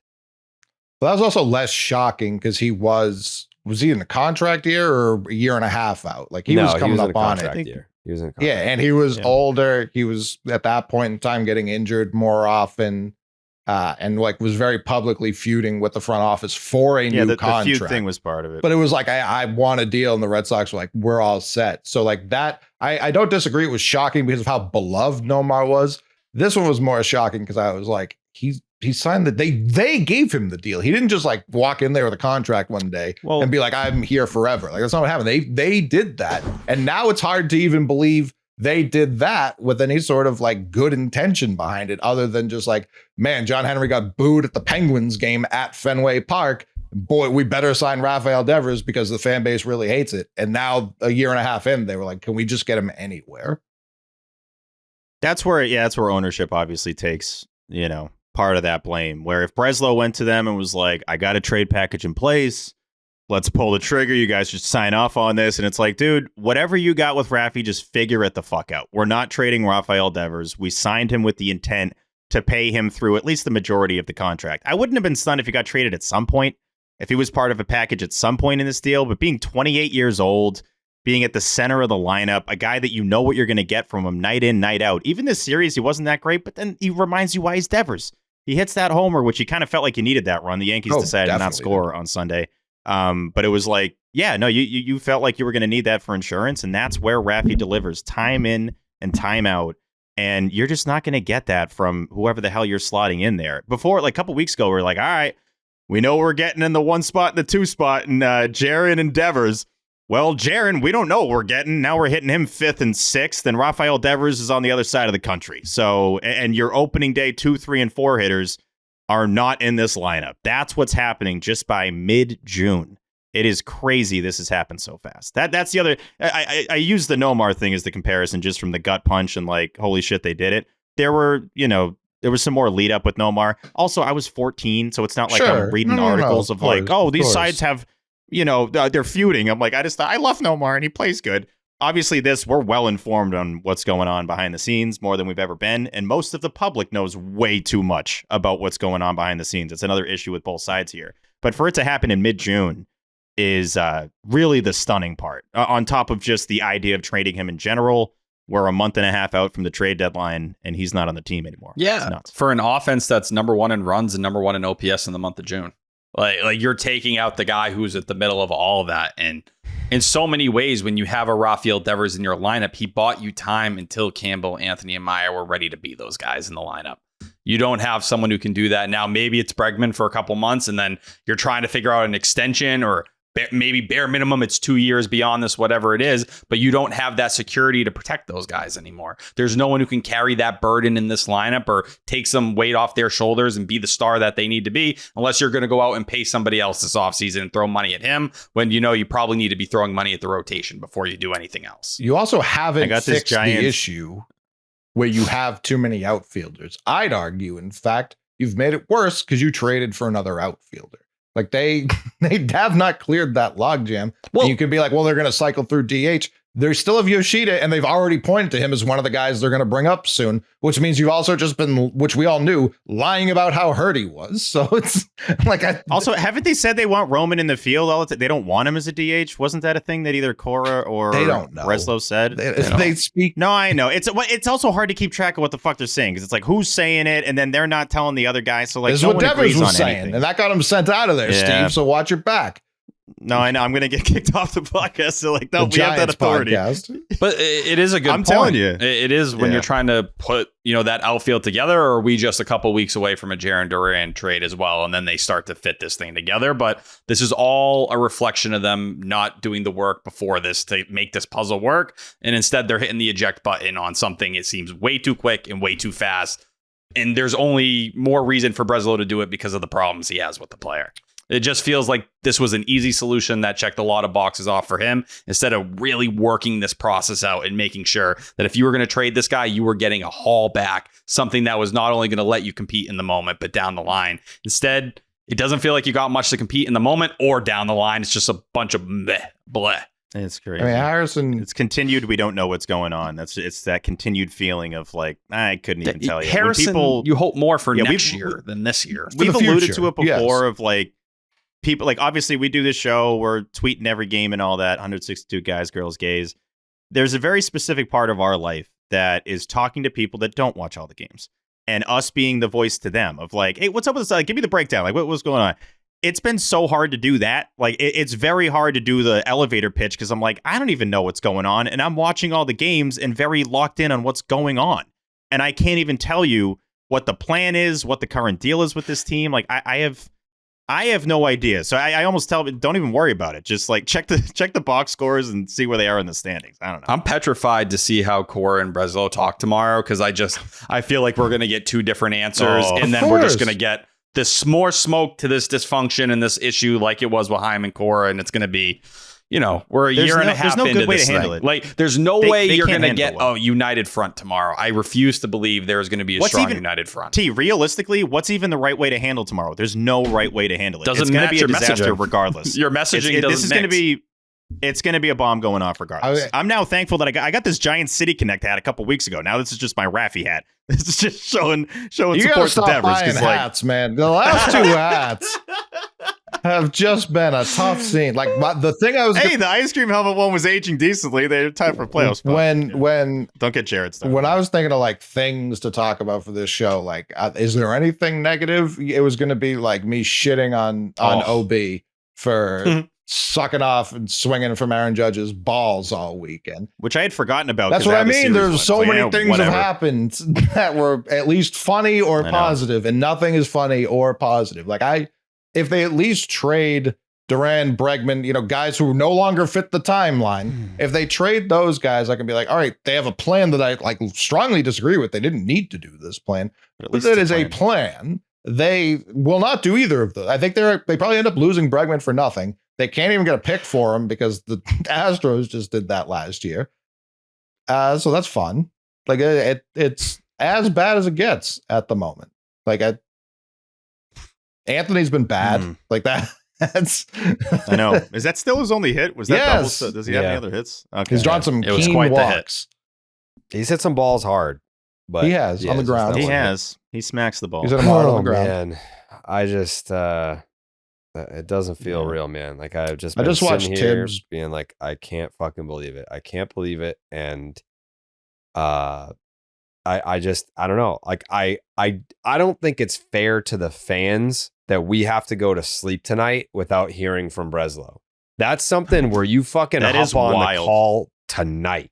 Like I don't give a fuck if like when did the plane probably took off? Like it's a 6-hour flight to Seattle. Like you get on a fucking call tonight, dude. You just traded the face of the franchise in the middle of getting back into a playoff spot.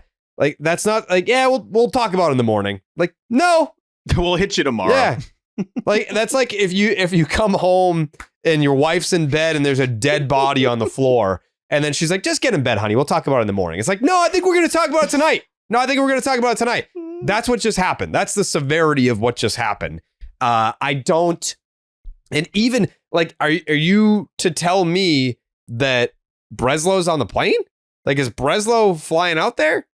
Is Sam Kennedy like flying out there? They're all staying home, right? So then what the going fuck with are we team? waiting for? Why do we not hear from them tonight? Are all the Especially journalists after on planes both teams' social media accounts, they've made it official. They've boasted like there's no physicals, there's no nothing, which is also, isn't that kind of odd that they were able to get it done in what, like an hour and Like the exchange for Yeah, this actually never happens. You never get the officials this fast, ever. Giants For a couldn't trade wait to like make that, it official. Giants Please, were like, no, it's push it official. We're all set. We don't care what The he's got. official tweet always comes in when like everyone's gotten all their thoughts out, and it's like, yeah, no shit, it's official. You don't even have to like tweet that out. That came out pretty close to the news. Like, I Giants were understand, still like, playing when they tweeted theirs out. Like they were having I know. We're asking, who was it, Adamas? He's being asked while he's mic'd up about Rafi. Like, yeah, I'm pumped. He's coming. Like, normally the answer there is just like, I can't talk about it. He's like, this is so official. I can talk about it during the game. I Like, feel I can tell so you while bad I'm mic'd for the up. Red Sox social media people because they had to I tweet do out, too. It's welcome to bad. the Red Sox, Kyle and Jordan. I mean, Yeah. again, I know who Jordan Hicks is. I do not know who Kyle Harrison is. And we are not on a first name basis with them. We're not. No, that's So, true. That's being like, you could tweet, like, if the Red Sox signed like Juan Soto and Vladdy Jr., it's like, welcome to the Sox, Soto and Vladdy. Like, you can do that, but you can't be like, welcome to the Red Sox, Kyle and Jordan. Who the No. fuck is that? Yeah, What are we talking? especially when After they're you Kyle just trade and Rafi Jordan. Devers. Well, and one of them's You know- starting at AAA to get his arsenal reworked, like a la Quinn Priester in some ways. He's a much better talent than Quinn Priester, don't get me wrong, but you know the holes with him. And he's been up in the big leagues for parts of 3 seasons now with the Giants, and they still haven't been able to get him to the point where he's able to reach that ceiling. So here you are putting your reputation on the line and seeing if you can actually do it. He needs better Rafael secondary Devers stuff. is now on pace. Just to put it in context, and this wanna isn't hear anything this. crazy, but I don't want to hear this. he's on pace to be wearing a Giants hat in Cooperstown. That's basically what we're come on. talking about here. That's how crazy this is. And I'm only really saying that because MLB just tweeted out the jersey swap, and it looks disgusting. I hate every second of it. It looks like the ones where you're like, well, that would never happen, and it's real. This is actually a real thing. Yeah, For the very West Coast upset. baseball people, man, Mookie, Xander, Rafi, you can get your little taste of everything, man. Right after the Red Sox games at I'm most telling night, you. just slide right over. My one positive as a Take your baseball pick. fan is Devers gets to play in cores more frequently. That's the only positive I've been Yeah. able to wrangle from this. Him and Mookie see each other more. Xander too. More Xander. He gets to yeah. see That's- Xander a lot more. that's That's a big. Like the I'm happy Padres for him. would have traded more. You know what I mean? Like there were other teams that would have I paid. think a lot. Everyone would. Well, not everyone. Get to like, the deadline. Get people fighting over this. Why just say, "Oh, this is good enough. Let's get it done"? Because you just wanted to solve the hard questions you didn't want to answer the last couple months. You saw a pathway to get it done with about a week until you had to make a decision. You jumped on it. Like, Just yeah. seems like you took the easier pathway in terms of doing a log jam, but you did it while disrupting the roster and damaging what you actually had more than anything. I And think there were, why? there were probably like 5-6 teams that would have done this trade. It's not ever as many as you think, but like the Phillies would have given you everything for Rafael Devers, like legit. I think everything. we can all sit here and agree. Given how much time there is until the trade deadline, the Red Sox did not get the best package they could have gotten No. for Rafael Devers. No, Like, no, of course not. unequivocally, that's a no. If you had shopped They him chose around, the timeline. I think, maybe I'm naive. I think if you had let him know that you were shopping him around and the rumors were out there, maybe he changes his tone on playing first base. Not that you needed him to anyway. You didn't. Romy and No. Toro have been great. So, like, you didn't even need him to play first base anymore. The fact that he was, like, Wait, that would have been a disgruntled disaster and if they felt let him know, right? disrespected, like, you can work through that. Like, he was still hitting. He hit a home run today. It's not Today. like he was faking an injury and shut it down and just, like, wasn't playing. He hit a home run today. So all of these factors matter. If Rafael Devers is so disgruntled, right, to the point where he's like, "Oh man, my groin, I need a day, Skip, need a day," and it's like you're trying to sweep the Yankees and Rafi's tapping out on you, but he can't play, but he's trying to send him like a fuck you message to the front office. That's the type of stuff where it's like, all right, like now you're hurting the team. Get out of here. He's in there every day and he's producing almost every day. This trade was so unnecessary. So unnecessary. How many teams realistically do you think would have actually, even with the money, because the money shouldn't matter, but we know plenty of teams it would. It does. The Diamondbacks, I don't think they're doing it right now because they stink. The Athletics, obviously not. The Braves, that's not kind of how they handled their business, unless they were fed up with Acuna. What if you ate money and traded him to the Mariners and then you revisited the conversation about one of their starters? Maybe, but that is eating the money too. Like they obviously, They should be fine with that because those are all cost control guys. I think that was $311 million. I think that was the point of the trade from their angle, which is obviously stupid. But I think their point was like, we do not want to pay any of this money. Otherwise, if they had paid some of it, yeah, you are talking about Eldridge, at least from San Francisco. You were talking about something else.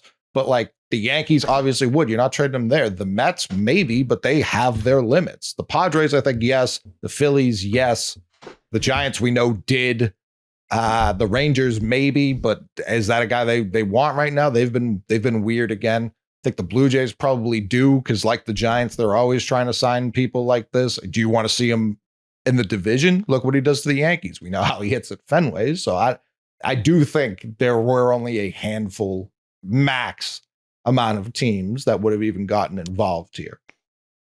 I do wonder how many teams look at what's gone on with Raffy and the Red Sox and are able to separate that as a Red Sox problem and not a Raffy problem. Like all of them. Because there's a chance that teams might have. I don't know. I don't know if that's 100% the case. Like, there's a chance some teams looked at it and were like, is that just going to happen here? Like, are we going to have similar problems with Devers here? Again, I'm basically saying no, but there's a chance that there's teams out there that could have been hesitant to something like this. This is also in a hypothetical scenario that they actually let other teams know that he was available, right, which it seems very clear that was not the case. So but I don't know. There's a lot of layers to Devers' credit, the trade side of it, but they obviously didn't get the best deal. Very publicly, he pointed to like, they've lied to me, and that's what I'm upset about.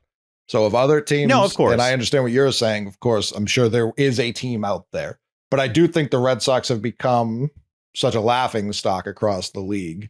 Even if like the players on the field aren't a laughing stock, I think the way they handle their business has become so laughable that I think other teams would be like, that would not be a problem for us. We just don't handle our business. I do wonder like how that. much these teams stay tied in with, like, because we're obviously very locked in on what happens day to day with the Sox, but this got so public that even just certain murmurs, I think, can turn some people off of like, maybe we would get a similar version of him with our team. And even if you just look at the baseball version of it, it's like, yeah, people would probably want a better glove for the guy that's making that money, but he's justifies that money with what he does with his bat. Tyler, you had, that felt weird. Saying your full name felt weird there. It was probably 3 months ago to the day. I saw Catillo quote tweeted at Tyler Milliken. You was a Sean McAdam report, but it was Rafael Devers was angry enough about his situation this spring that he considered asking for a trade. I remember we talked about that on this program, and I thought it was the most absurd thing ever. I thought when Catillo asked the question, I was like, get the fuck out of here, Catillo. When he brought that up at that initial Raffy availability, like, he's not asking for a trade because he's upset about, Alex Bregman coming in with the Gold Glove third base capabilities and moving him to DA. He's going to ask for a trade. The fact that in 3 months now that a trade has actually happened is the shock value is as high as, like, I'm getting re-shocked as we keep going on here. Like, it just keeps kind of hitting you over and over again that it's actually already happened now. And these official graphics that keep coming in don't help. I should stop looking at Twitter. I'm fascinated to see too. Like, I think if I was Devers, like, I think if the Giants came to him or like, would you pick up a little first base just in the meantime? Would you try it out? I think he'd be like, sure. I think he'd be willing to try things depending on how it was communicated. He'll be petty as an ultimate fuck you. There you have Dom Smith playing first base for them right now. Bryce Eldridge will hopefully be that guy, right? But if I was Devers, man, I'd be like, hey, you guys need someone to play a couple innings. Matt Chapman's on the IL just to get you by. I'll go out there and take some grounders. I'll go field the ball a little bit just to fucking shove it down their throat. Oh my God, that would be incredible theater this weekend. So Alex Pavlovich, who covers the Giants for NBC Sports out in the Bay Area, has some quotes. He did say immediately that he'd be playing first base / DH for them. They expect until Eldridge is ready in a few years, and then they'll probably move him to full-time DH. But Bob Melvin said the Devers trade went through as he was walking into the dugout for the game. Quote, this is something we really needed. No fucking shit. This is a huge move by Zach and Buster. It's so funny that his name's Buster Posey. This fits us perfectly. Buster Posey said he's been talking to the Red Sox about Rafael Devers for a few weeks. Posey, the bat is so special. It's really hard to acquire this type of talent at this point of his career. It felt like this was a chance to take a shot. Buster Posey and Melvin said they'd hold off on talking about where Devers will play until they talk to him about it. What a concept. Devers told Adames, a friend of 10 years, that he'll fly to San Francisco tomorrow. Willie Adames, quote, "We needed someone like him for the lineup." Buster Posey said it wasn't easy to trade Kyle Harrison, noting that he ultimately wants to build around pitching, but this was a unique opportunity. Logan Webb talked to Harrison on his way out and told him he'll be a star over there. So that last part makes me feel a little better about Kyle Harrison. All the rest makes it feel much worse about how the Giants are coming themselves. And they're the second happiest team / fan base about this deal. Number one by far being the New York Yankees. Coley, I'm seeing another quote here from Posey. He says, once the door shut and Harrison was out of the door, he said, how the fuck was that all we had to give up for Rafael Devers? No, not Jordan. I started scrolling. No, we're going to miss you. 630 ERA. Fuck. How are we going to get by? Twist our arm, we'll give you Hicks. Not Hicksy. 25 million the next 2 seasons. Not Hey, regardless of the stats, he's a great clubhouse guy, all right? He's our glue guy. We don't want to give him up. Oh, it sucks because Jordan Hicks is cool. Just the fact that he can throw so hard, so effortlessly is very cool. And if we had just signed him and it didn't work out, I'd defend him till my dying days. Getting him like That's this, the kind I'm of guy going we to would hate have him wanted forever. at that point. I'm absolutely going to hate him forever. I always hate that for the players that come in. Like, sure. say what you will. I'll take a T-line about Verdugo. I hated that he had to have that whole Mookie thing tied to him. That sucks. It's not their fault. I mean, even Connor Wong now, he just blows. He blows. That's okay. We don't still have to talk about the Mookie trade. Like, Connor Wong sucks now. That's fine. He wasn't supposed to come in here and be a star. Like, that's now going to be attached to all these guys, too. I feel like when these deals get made, and we've touched every point of this, basically, there's going to be a lot more that comes out of this. When these deals get made, I feel like there's a lot of layers that just don't get factored in. And that part of, like, who you're, even if you feel good about who you're bringing in, you're now making them Rafael Devers talent a bit like you have them at that scale. Like they have to now reach that for a lot of the fan base to be like, all right, the trade was worth it. But you also can't even have the other side of it that's selling us on the salary dump part. You're salary dumping one of the best players in the league. So there's no real layer of this that makes you feel comfy at all. And again, I feel bad for the players coming in because now they have to live up to Rafi Devers production. It's crazy. I think what sucks is I look at this return and like if it was for someone that wasn't Rafael Devers, I'd be like, okay, like you got some real shit to work with here. You got a former top pitching prospect. But you were just going to start at real shit. No, Okay, no, but like a guy in Jordan Hicks who you can tweak and turn into, you know, a bullpen weapon again at bare minimum. James Tibbs, however you want to feel about the player, interesting prospect. You can't feel that way when you traded away your franchise star, the guy who is the best hitter on the team, the guy who was locked up here for the next 8 seasons after this one, and feel like you can justify it through these players. And maybe one day they find a way to provide value and the pieces fit and you can make sense of it a year or two down the line. But right now is not the time for that. I have a hard time. I'm usually the first one posting videos of the prospects so they get back in the deal and saying, you are not usually. I didn't post a single one because I was just like, I'm sorry, I can't do it to myself. Massacred, T. I just couldn't. I couldn't find excitement in it. Couldn't do it. No. I'm watching also Tibbs' just, like- swing now. It's not a bad swing, but I'm still out. Devers was supposed to be that guy. I mean, really, if you want to go back to it, he wasn't supposed to be, but he became that guy where a homegrown World Series champ and was going to play his entire career in Boston. And we thought it was going to be Xander. We thought it was going to be Mookie. And then we were like, you know what? At least it's going to be Rafi.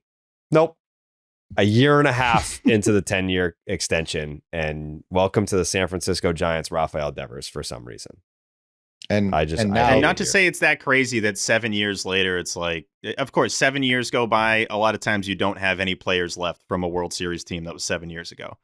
But we had a very special player that was left from that team, and that was going to bridge the gap to that next era of Red Sox baseball. And that's gone. Yeah. they were all 25 when they won that World Series. Like they all should be here 7 years later.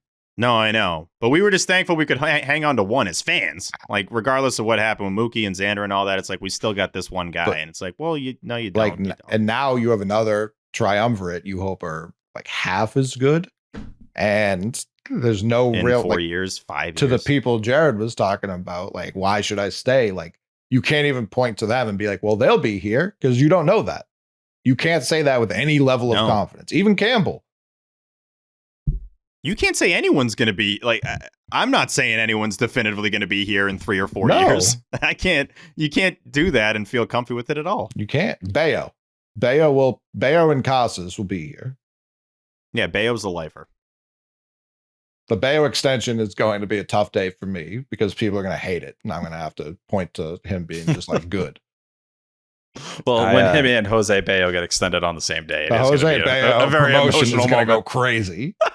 This is I know you alluded to it, Coley, but this is a tough break for Brian Bayo. I mean, he just had a fucking ballsy start 3 in a against row. the Yankees in a series finale. We're 3 2 in a row, hours in. like- We haven't said a fucking word about sweeping the Yankees. How could you? How could you? I mean, I want to do a little bit on it. I don't even. That's a want- different I mean, team. I guess. What? Like Yeah, seriously, you are a different team now. breaking Like, down that series, it's not the same team. We're going to be talking about previewing it for Seattle at all. Seattle, where Rafael Devers hit his first big league homer. Hold that thought, T, because sometimes in life, if you want to get the truth, you have to look at the numbers. Unfortunately, 50% of all dogs over 10 years old will die of cancer. And the other 40 to 50% suffer miserably from skin issues or joint problems. And this is widely attributed to your dog's diet. These numbers are what inspired Dr. Dennis Black to create Rough Greens. So here's the good news. With thousands of testimonials and 5-star reviews every single month, Rough Greens is now the #1 all-natural dog supplement in America. They have helped millions of pups like mine, Ace, and your dogs as well, Coley, That's right. stay active and be healthy, and your pup could be next. You don't have to change your dog's food to improve your dog's health. Just add a scoop of Rough Greens, fetch a free Jumpstart trial bag for your dog today. All you have to do is cover the shipping. Go to roughgreens.com and use the promo code section10. That's ruffgreens.com. Promo code section10. That's 10. You don't have to change your dog's food to improve your dog's health. Just add a scoop of Rough Greens. What do? Do we not do ketchup? I think ketchup should be No, banned. we have to. Banned? I was going to say we have to do ketchup. For this episode, I would say no ketchup this episode. Suspended is the Ketchup's word. gone forever. I feel like it would be wrong to do ketchup. The team morale, lack of morale. I'm trying to. Yeah, no. T's actually that one's actually set pretty well because I'm trying to picture us posting that graphic. Coley. And like, just can't. Coley, Should we do a career catch up for Devers? I'm kind of into that. I think that's fair. I mean, I think that's fair. here's where I'm at on ketchup. I think it's good on hot dogs, but you need something else. if Rafi was going to win the catch-up, then it's like kind of sad. I He think was. that I don't think we should do the music. None of that. I think we just fucking tally the votes for so the that, tally, so is that this just for the tally? yeah, Okay. it's like we tally the votes so that whoever earned the catch-up still gets like they deserve to get their catch-up. Yeah, they didn't trade Devers. But like we're not going to do a whole fucking segment on it. no. Like, I'm sure Should we if you're run through listening that to now? this right now, you've heard some ad reads. Those ad reads were recorded way later and then placed into the show because we're 2 hours in and like we just haven't stopped talking. So like we have not done an actual ad read yet, like in real time. We're gonna have to The like companies place love them back that. into the show. Huh? No, yeah. How? Companies are big on that. Yeah, we want that 2 hours in spot. We're gonna start now. Let's just read them all at the Yeah. same time. We should let's just knock out ketchup, right? Since we're talking ketchup, should we just knock this thing out? I've got Narvaez. You better not hit I the got- sound. Oh. bitch, They- I'm getting my phone. Hey, no need to speak to me like that, please. You just kind of spoke to him a little crazy. Me? T. You better not do that, boy. I was just making sure I didn't say boy. That would have been crazy. I got Judge. Yep. Judge? Yeah, he was absolutely terrible, and that played a role in the Red Sox sweeping the series. The Sox scored 8 runs. Okay. We're not doing the segment. Jake?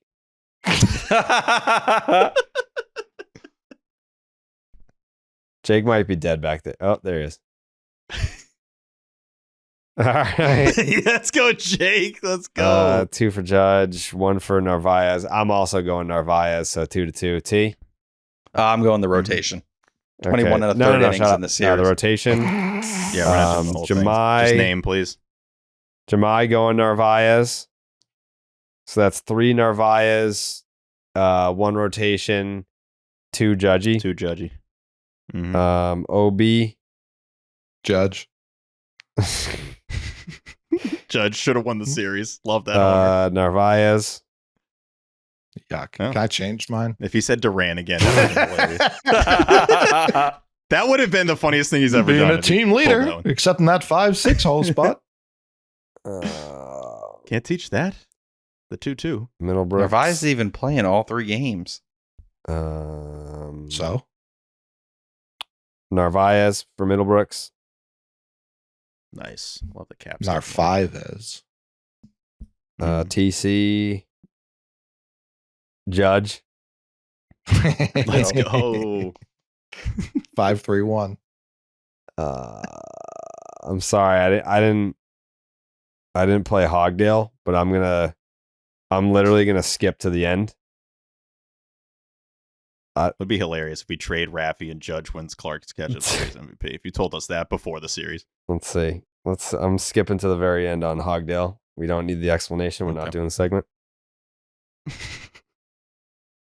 Starting to figure some things out. He's throwing that cutter more, but like I'm going with Bayo? my heart. I'm giving it to Brian Bayo.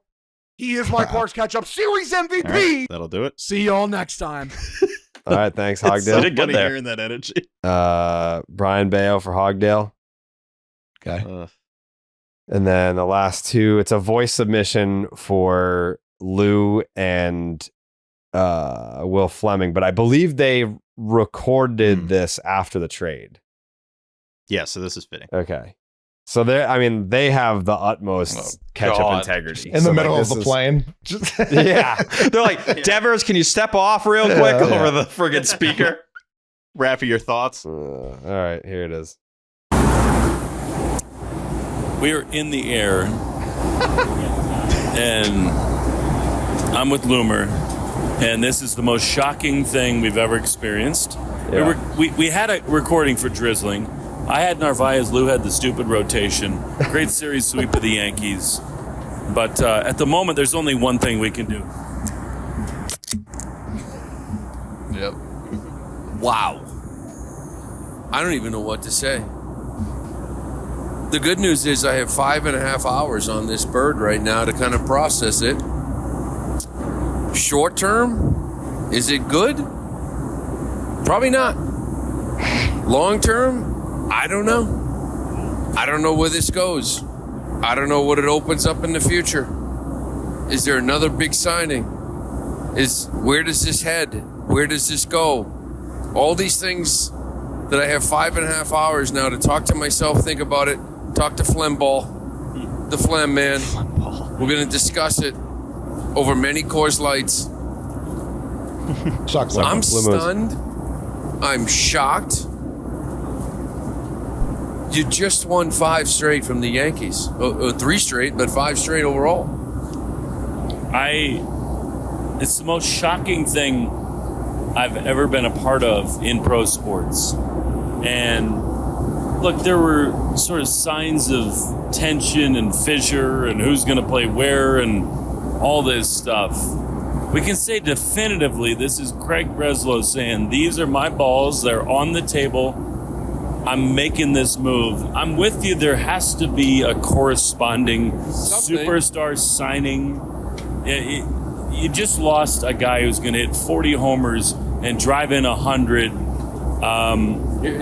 For me, I have been preaching adults and veterans. Yep.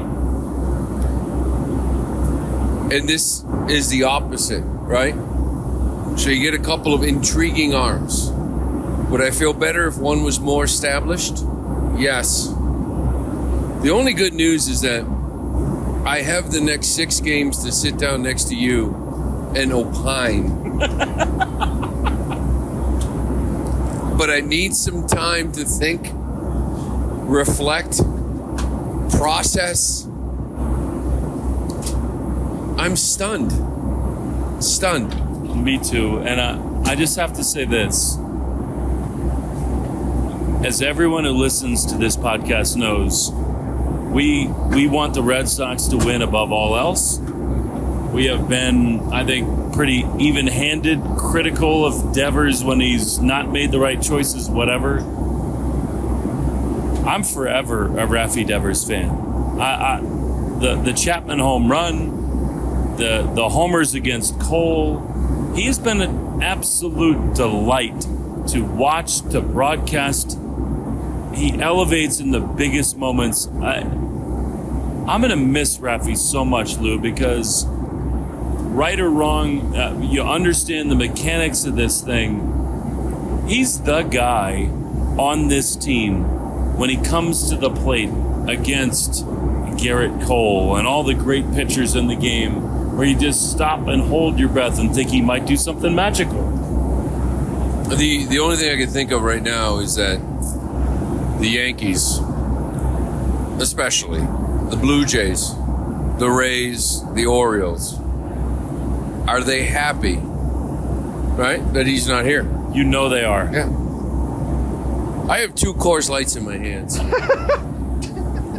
kind of going back and forth, right? Like, kind of sipping them both. I'm a guy that talked for a living at one point in my life and continue to. I'm almost speechless.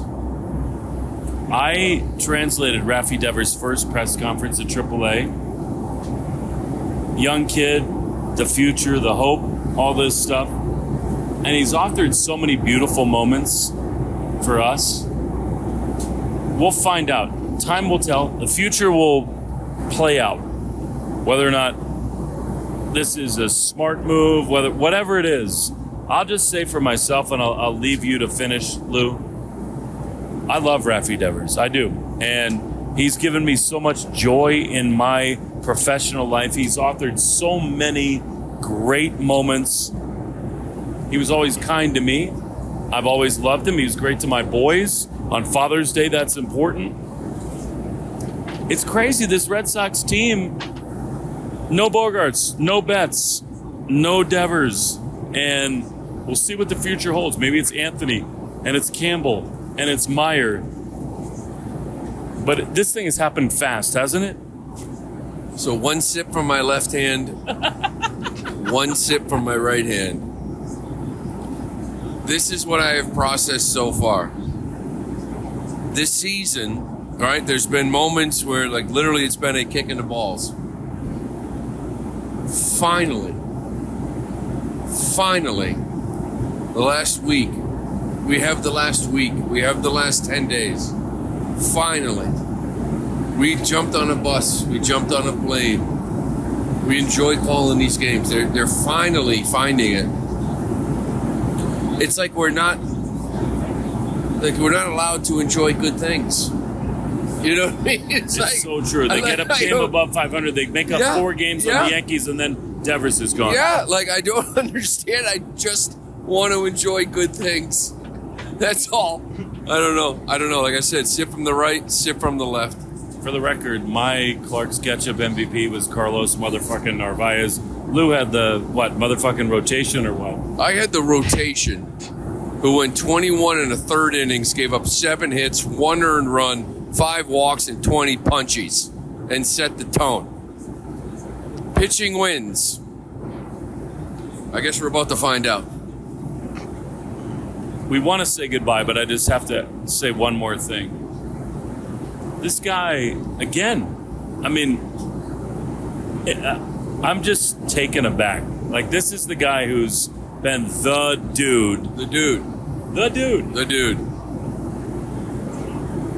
My ultimate Clark's Ketchup career MVP is Rafi motherfucking Devers. My left hand is now empty. I might pour the right hand out for my homie. I love you, boys. Enjoy the show. Opens the window. God. I am now jumping out of the plane. Yeah. I am in the cockpit. I have opened up the emergency door. We do not have parachutes. This is motherfucking it. Rafael Devers, career postseason numbers: 303, 382, don't even. 573, 955 OPS. He sucks, Mike. That's ridiculous, man. Like, truly a dominant force in October. And we haven't got to enjoy that because we haven't seen it since 2021. But another thing, when you talk about a roster that's going to be trying to make the playoffs in the next couple of years that doesn't have experience, Maybe. this is a guy who's, maybe. This is a guy who's gone out there and done the damn thing again and again in big moments. Ugh. And last time he did it in 2021, he had one arm. That's what I was going to say. Like, he was so beat up in 21 and playing through it. And the fact that that's the last time we see Devers in a postseason game with the Red Sox, like 0%. I had the 0.1% chance that that's the case. I cannot believe that's the case. That's a whole college career ago. That's crazy.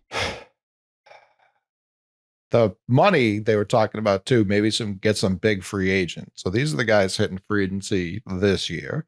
Alex Bregman would be cool. Bo Bichette, I don't think that's where we're going. Kyle Tucker, we for sure need more outfielders. And then it's like Dylan Cease, Zach Gallen, Framber Valdez. Michael King. Michael King, yes. Vlad would have been the guy. Now he obviously got $500 million in one day. The year after that, Pete Alonso, no. Alex Bregman again, no. The next year's class is even worse in terms of like bats. Nick Castellanos, Jazz Chisholm, are these the names? Randy Rosarena, are these the names getting people like pumped that we're using the Rafael Devers money to go sign? No. Tarek Skubal's available, maybe, if he even hits free agency. We can try to convince Zach Wheeler not to retire after the 2027 season. Didn't he just get an extension? Is that when it goes through? Yeah, 3-year extension. He's going to be, what, 38? Yeah, no, that's what he said. He was like, I'm playing to retire at the end of this deal. So the Red Sox could try and chop it up with him at that point in time. Yeah, and then 3 years from now, maybe Logan Gilbert, you can sign. It's who you're facing tomorrow. Yeah. So I don't know where they plan on using that money. It better go to Roman Anthony. It better go to Marcelo Meyer. Like, let me know who's going to be here. But in terms of the rest of this year, like, yeah, I don't know why you wouldn't do like sell everyone older than like 27. It feels like you need Bregman just to keep your culture in a direction that's moving in a positive way. And so that these young guys aren't drowning and just left to fight for their own, well-being just to get by at the major league level, never mind ascend and make that next jump to where they can be playoff performers in one of the toughest markets in all of sports. You need someone there who can help balance that a little bit. And like, if it's not Bregman, what's the next closest thing? Duran? Like that's a crazy place to be in. That is really hard. And I'm not just telling you off the field. It's on the field. At least Devers, yeah, he may have never been the guy to put his arm around someone. He would post and he would play and he would put the numbers up there. You need someone who can realistically do both. You may have neither. And that is a terrifying reality for a young core that needs help. It remains one of the toughest parts about this trade is that Rafael Devers did what you signed him to do. You gave him the extension to be one of the best hitters in the league. That's exactly what he was doing. He actually took it personally that you were going to take him out of the field. I bet they didn't expect that. I bet there's a big part of them that thought they were doing him a favor, and he did not look at it like that at all. Then they're I actually kind of thought they should be. No, I know, but I'm just kind of stunned that he was like that prideful about it. I go all the way back to that promo we posted that Rafi commented on. A good, was that in January? I forget when that was. That might have been around the holidays. And he did what was the emoji he put? He replied with an emoji. Wasn't it this one? Wasn't it this one? Like shush? Was it the shush one or a thumbs up? It was one of those. Either way, it was one that can be perceived. Was it a monocle? Eyes, whatever. Yeah, was it a monocle? It was like receipts, wasn't it? Like keeping. It was one that could be perceived both ways. It's one that could be perceived. It might have not even been an emoji. It might have just liked the promo, honestly. But it was one. It was in a way that it could be perceived multiple ways. Of like, yeah, he's okay with someone coming in and playing third base, or oh, watch this. Like this is about to be a shit show. Obviously, it ended up turning up into the shit show thing. But it wasn't until then that I even gave thought to Rafi Devers having real issue with any of that. And it's just been a real battle ever since then. But to think it would have led to a trade on June 15th, nobody could have ever seen this. I'm having a really interesting conversation right now. Oh my God. He's giving the face. Jerry's doing the smirky doos for those listening. Someone you hadn't talked to do this often until right I'm now. not giving away nothing. Your face is is it about very red, this Jared. deal or is it about other potential deals? That's about this deal. Got to be about this. Huh? Yeah. This? Yeah, we'll talk. We'll take it offline at some point. You Is it feel better Menounos? or worse? I don't even. All Wanna, right. I don't even want to say that because I don't want to. I feel like Yeah. you already did. What do you mean? I'm not gonna sit here and say I feel fucking good about it. I don't. I'm not. I'm done saying anything. I'm just Nope. saying it's You an love the interesting trade. conversation. That's all. Then when Carlos Narvaez. It's Jared's Train got that upstairs catch up. being like, so I looked at some of Rafi's fastball numbers, and Oh. Is it Kate Upton? yeah, Kate Upton is she's a great baseball journalist. What? Oh, of course. there was something Passon said, because Passon loves this deal for the Sox. I mean, he is the biggest Sox guy going. But he was saying like the Devers deal is like, on one hand, the Red Underwater, Sox right? got out from a deal. Every model in baseball has underwater. If you don't get the fuck out of my face, like he's what, the 4th highest paid DH in the sport now, and he's performing like the number 2 behind Ohtani. I really don't want to hear what the models have. I don't know how anyone looks at Vlad Guerrero's contract and says I'd take that one over Rafael Devers. Rafael Devers has been the more consistent bat. Well, those models put just bat, no defense. Like Vladdy will get the credit in the models for the defense. Ugh, he's been one of the worst defensive first basemen for I a know. while. Like, Trust me, I get you know. it. I understand, but I believe in 3 of the last 4 seasons, Rafael Devers has a higher OPS plus than Vlad Guerrero Jr. also, well, definitely, there's no doubt about that. Craig gets all this credit for like being a former player in this job. So is Buster Posey, by the way. Mm-hmm. And I don't know anyone who would say Breslow's doing a better job than Posey at this moment. Like you look at Posey's comments, he's thrilled to have pulled this off. Thrilled.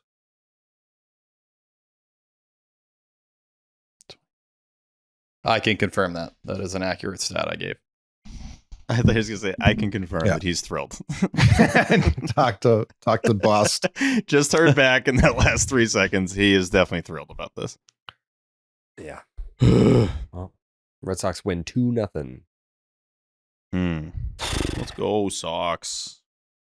Steve, Let's how go, about a Red little bit of Sox. ethos? Yeah, why not, man? Get ethos. It's awesome. Might need it after this. That's a good point, T. It's a really fucking good point, T. Ethos, baby. The- You know what's up, dude. Wait. Did Cora just post a picture of his kids with Judge on No, Instagram? Really? No, That's a joke, right? On his story? My phone's dead. That's fitting. Yeah, he did. Yep. That's hilarious timing. Same. That's crazy. That's kind of wild. Did they Photoshop Devers' head? While you look for this, Katia just said, since the meeting in Kansas City, Devers was at entering Sunday, so it doesn't even have his home run today. He was 290 with 8 dingers, 7 doubles, 32 ribbies, and a 965 OPS since the Henry KC meeting. That was 33 games ago. That was forever. Yeah, that ago. was It's been a before while. Detroit, right? Yeah. Yeah, Detroit was a feels while like ago. forever ago. It's weird, like the Kansas City meeting doesn't feel like that long ago, but the Detroit Right. series feels like a while ago. Oh, man. A lot of us know that Royals series was quite some time ago. A lot of us know that we need life insurance as well to protect our family's financial future if anything happens to us. And one of the biggest excuses for putting it off might be that you think it's too expensive, folks. But with Ethos, you can get affordable life insurance easily online. You love Ethos, Jerry. You're always talking about how much you love Ethos. Yeah, I love Ethos, yeah. The traditional life insurance process is complicated, but Ethos has made it fast and easy. Life insurance is more affordable than you think. With Ethos, you can get a free quote and customize a rate that fits your budget. You can get up to $3 million in coverage. Some policies, I love this, as low as $2 a day, billed monthly. Lock in your rate today since premiums can go up as you age. Ethos makes it fast and easy to protect your family's future in minutes. not months. No medical exam required. You just answer a few health questions 100% online. Get a quote in as little as 10 minutes. You can get same-day coverage without ever leaving your house. Ethos is a trustworthy company that disrupts the traditional life insurance industry. 3 million families, that's a lot of families, folks, have completed their applications and trusted Ethos to help find the right coverage. Protect your family with life insurance from Ethos. Get your free quote today at ethos.com/section10. That is ethos.com/section10. Wow, Ethos. That's I just I love it. I love it. So The Red Sox will take on the $32 million remaining on Jordan Hicks's contract. Official. Wow, thank God. Breaking news. Yeah, I just wanted to comment a little bit on the Garrett Crochet outing. Which just feels silly at this point. Not because of the Raffy trade, but it's just because, like, I don't know. Depending on who you talk to, it feels like the season. It's just like, it feels like, they finally were like crawling out of the hospital. They're like, oh man, I'm finally back. I've recovered. And then the Red Sox were just like, like they finally had made it back and were rested and recovered and just put 3 holes in their chest with this Raffy trade. I thought you were going to say they're walking across the street to go to the parking lot and just get drilled by a truck or something like that. That's kind of what it feels like. Shot also works. But yeah, I wanted to talk about Garrett Crochet's start, which feels silly now because it was a 3-month climb to get to that apex of, wow, it feels different. The energy is different. I was saying that all series against the Yankees. I was like, it sounds different. It feels different at Fenway. Cora said it after the first game. Yeah, people are buying back in and the fans are excited and holy shit, maybe the season's turning. And it started with Garrett Crochet and we were doing the views on Friday night against the Yankees. And to me, because we haven't had one since Lester in 08 and then Buchholz in 07. We haven't had a Red Sox no-hitter in quite some time. But so because we have the monitors, we have the live ballpark feed. So we got to see Crochet, go into the dugout and not give any high fives and then come back out. Like we got to see it. So I was getting that holy shit no-hitter excitement, and it's the Yankees and it's a 1-0 ball game.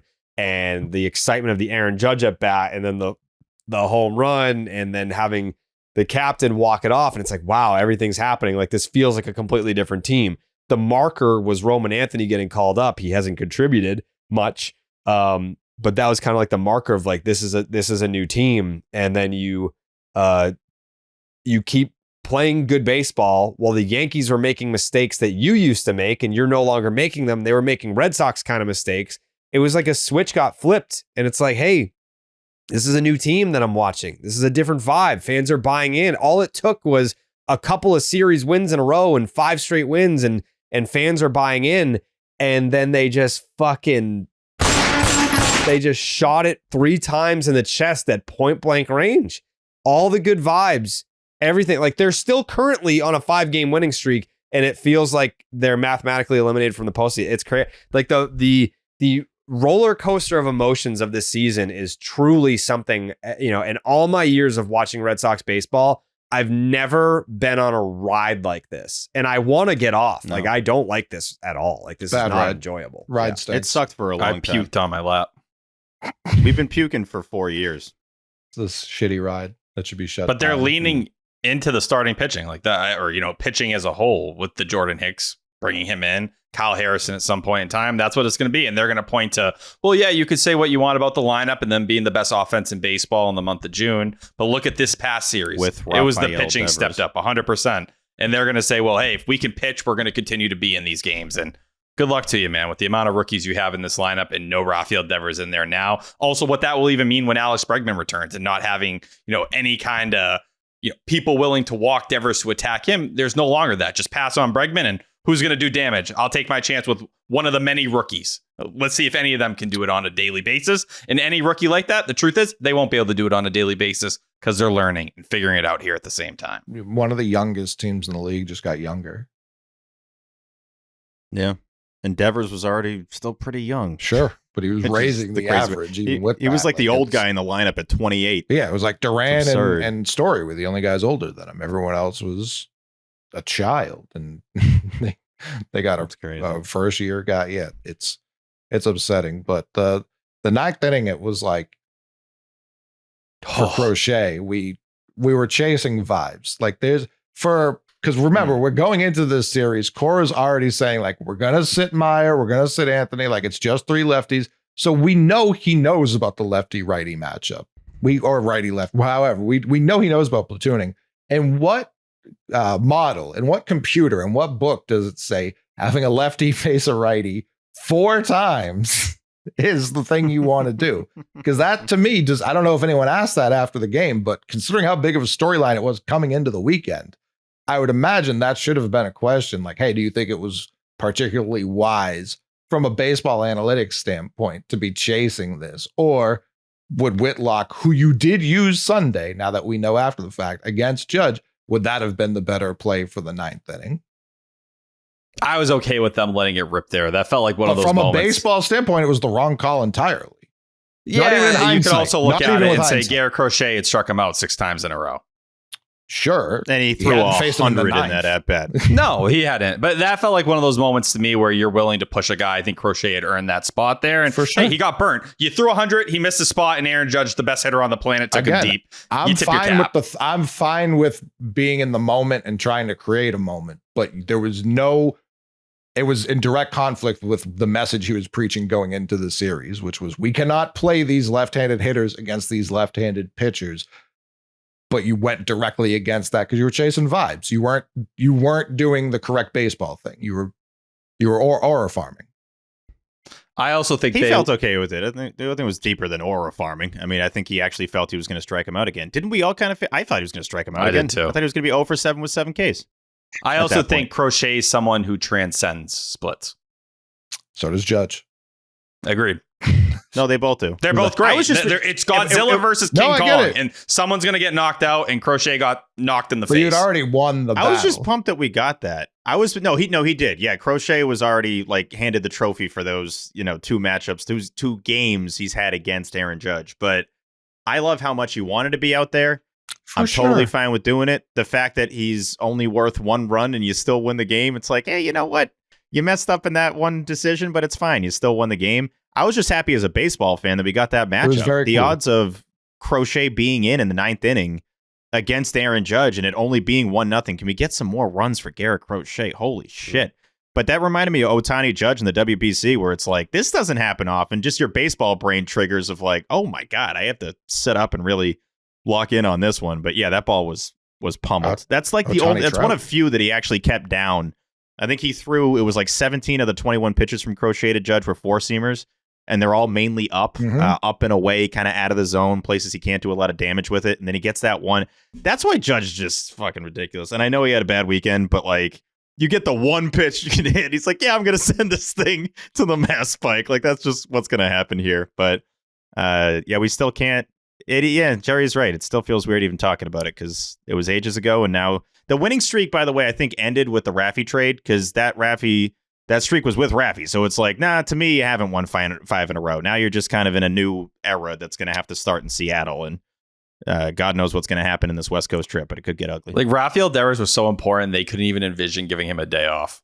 Like they were like, we don't give Devers a breather. He needs to be out there in the lineup every single day, no matter what. Now he's not going to be in this lineup moving forward. But seeing Crochet, first time ever pitching in the 9th inning too, hit 100 like that in that moment, feeling like, holy shit, this is Aaron Judge. And he did it in the at-bat before where he hit 99 for the first time. These are things we have not seen since he was in Chicago. So to see him, elevating with the moment, that just adds to the juice where you're like, he is leaving everything he has out there. This is true. My best stuff versus your best stuff. That is what sports is about. That's it. Red Sox, Yankees on a Friday night like that. That was one of the funnest regular season moments I've had. Oof. And even when Judge hit that homer, I was like, damn, man, that was awesome. It was cool. It was like, damn, that was crazy. You had to like chalk it up to the game. You're like, that was a moment. That was a fucking thing that just happened. Like, whatever other game was going on that night, it's like, you're not going to have that moment. It felt That's like a easily going to playoff be the game. moment of the night. It did. And having the City Connects too was a nice layer. It's like, okay, or it's a Friday night, place is going nuts. I love how much Crochet wore it after the game too in the press conference. He was like, yeah, really good start, but like I'm not gonna be able to sleep tonight because of that one pitch. It's like, yeah, I kind of want my ace to say that about even though he gave up one run in 8 1/3. I want him to feel like he can be better, and that's kind of how he approaches all these starts. It's also the angriest we've ever seen him in the dugout afterwards, screaming. For sure. Yeah. Hot. Yeah. You like you said, you was 0 for 6 against him, 6 strikeouts. Now Judge knows he can touch him. It's like in basketball when you're blowing a team out and then they get hot from 3 in the fourth quarter. Like, yeah, they didn't win that game, but what about the next one? So again, it's not like it gave Judgy much momentum the rest of the weekend. No, but for him specifically, it's Crochet. Yeah, I know, against Crochet forward. Like he just knows. Oh, I can actually touch this, which I would have preferred not happen. Again, it was good for the sport. I completely agree, but based off of exactly what Cora was saying, why he can't play lefties because of those numbers, it was not the correct baseball call. Now, he was fine. He was great the rest of the weekend. He was pulling the right strings. He had the lineup in a way, like, yeah, they didn't score a lot of runs, but I did think the lineup was correct. Like, he finally adjusted instead of just throwing Duran out there to die against lefties like he has been all season. Yeah, Roman and Marcelo both starting a game was needed. I could have done with Roman starting one more, but I'll take it. That's at least you not treating it like there's a strict line here and we're not willing to budge. We're not willing to do anything differently. No, Ryan Yarbrough, Duran a breather, especially he was wincing the previous series. Makes a lot of sense. Let's cook there. Yeah. Marcelo Meyer in the second game. You don't sit those guys 3 days in a row. It doesn't make sense in any capacity. There's a way where you can find the middle ground, that gray area. And he did it in the series. And credit to Alex Cora. A lot of the levers he pulled were the right ones. Yeah. I honestly can't believe they only scored 8 runs, by the way. Like, that's actually stunning to me because it felt like the timely hitting was a 10 out of 10 in this series. And specifically from number 10, Trevor Story. Consistently getting big hits when they need them. And even today, it's weak contact. I don't give a damn. He finds a way to get the barrel of the bat on those inside pitches recently better than anybody in this lineup. And he makes contact, finds an open area, and all of a sudden that's half the runs you got in the finale. So I think I was most impressed with the depth of the rotation recently and the fact that they're finding ways to get hits when they need them the most. Romy, Trevor, guys that you weren't leaning on at all are giving you huge hits for this team. Greg Weisser, too, continuing to step up without Justin Slayton here. A little shaky. A little bit, but found a way to get it done, right? Like, didn't collapse, was able to hold on. Right. I look at him, and with Slayton looking like he's nowhere near returning anytime soon, that feels like something there that kind of stands out. We got Jordan Hicks. What's the latest on Slayton? Yeah, we're good. We got Hicksy, bro. Slowly. We got Hicksy. He has a neck nerve issue that they don't exactly understand the timeline for it. That's good. We got Hicksy, bro. Yeah. But, and Garrett Whitlock, man. I know a lot of people got off the Garrett Whitlock train after what happened in Toronto. Not me. I mean, you did. You called him shitlock on one of the podcasts. Listen, you did. How dare you? Garrett Whitlock's been on a friggin' run. He has that sinker that was lacking earlier in the year. And whether you want to credit that to the procedure he had to have over the offseason on the UCL reconstruction. But I believe if you go back to May 13th right now, it's a sub-1 ERA. Let's do this. May 13th. It is. Hold on. Oh, I definitely was wrong. 0.73 ERA going back to May 15th with a 2.26 FIP. That's the Garrett Whitlock you love. Real quick, T, do you guys want to know the Red Sox playoff odds pre and post Devers injury? Or injury trade? Please. Tell me what they were before. Before 34%. 34% chance to make the playoffs. So this is Fangraphs?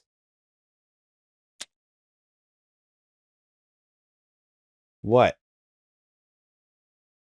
Oh, his fucking headphones died.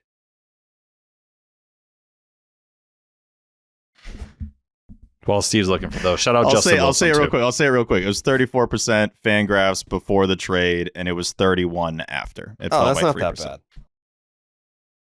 Yeah. All right. What are we doing now? Fucking look ahead.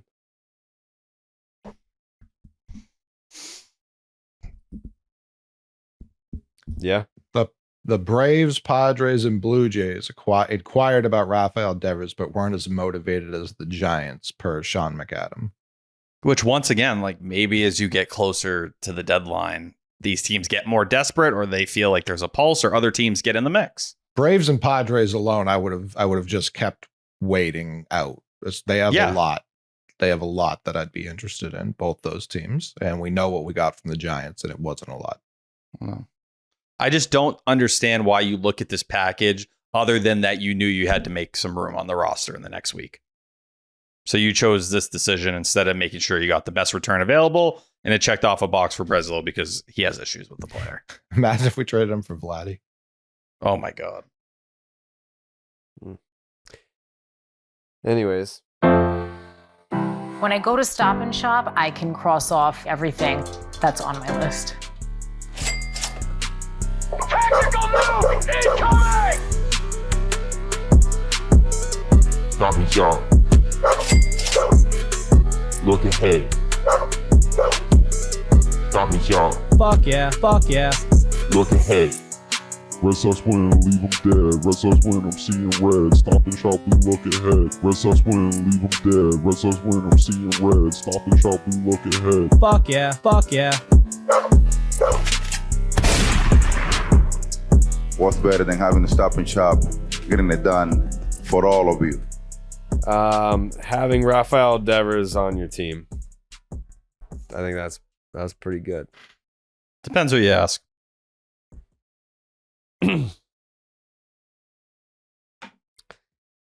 Stop and Shop, look ahead. Brought to you by Who Gives a Fuck? Not me. It is the Mariners of Seattle. The Mariners of Seattle. Who have not named a starter for the first game. Logan Gilbert. Logan Gilbert.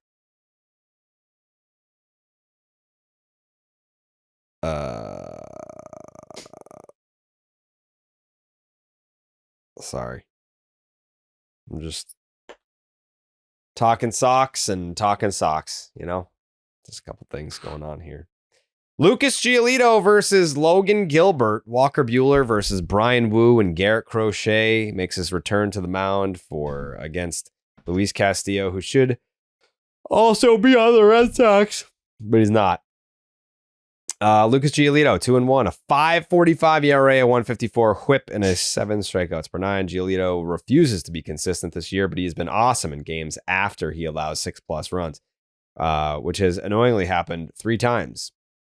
His four seam has been hit hard this year, 355 batting average against.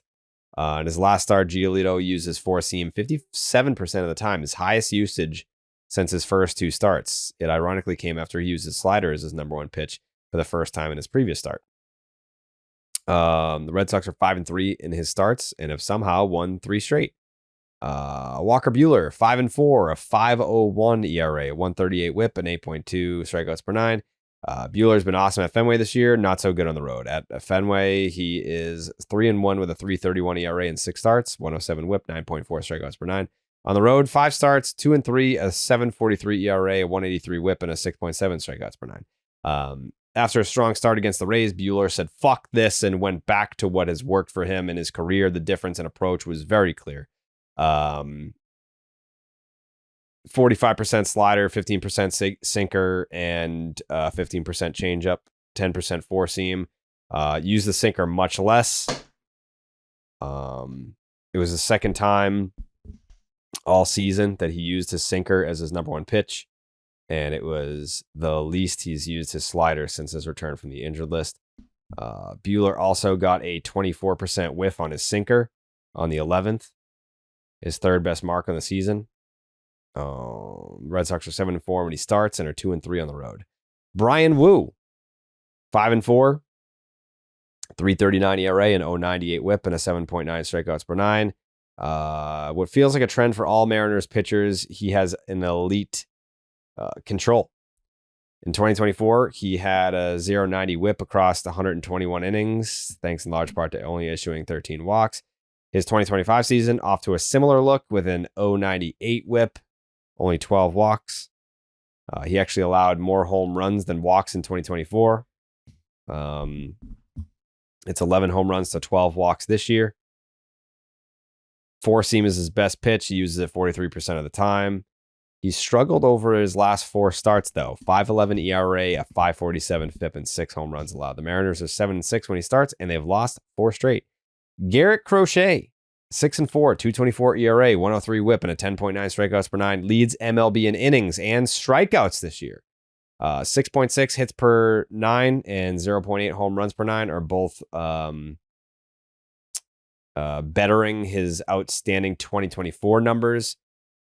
Red Sox average 4.17 runs per game of support behind Crochet, but it is only that high because they have scored 10 runs 3 times. They are 6-1 when they score 4 more for him. In his last start, 107 pitches, marking the 5th time he's hit that number this year. His 8 1/3 was a season high. 2nd time he's pitched into the 9th. His worst start of the year, you can make the case it was against the Mariners back in April. 5 innings, 5 hits, 4 earned, 5 walks, 9 Ks. The 5 walks is a season high. He only walked 3+ batters in a game 3 times this year. That all happened in April. In his last start against the Yankees, Crochet got a season high 14 ground balls. The Red Sox are 9-6 when he starts, and their current 3-game winning streak with him on the mound is a season high. Luis Castillo, 4-4, 3.29 ERA, a 1.27 WHIP. Castillo has only ever had 1 season with an ERA over 4, and it was his first full season in 2018. He's completed 5 innings in all but 1 start and only allowed more than 3 earned runs in 5 of 14 starts. He has 6 starts of 1 earned run or less and 4 starts of 0 earned runs. Early in his career, he was known for his changeup, but its usage has steadily fallen off every year since 2021. Castillo has struggled a little bit over his past 2 starts, and he has allowed 6 earned runs and 11 innings with 5 home runs. The Mariners are 7-7 when he pitches. They have alternated wins and losses for the past 6 starts, which means that they are due for an L.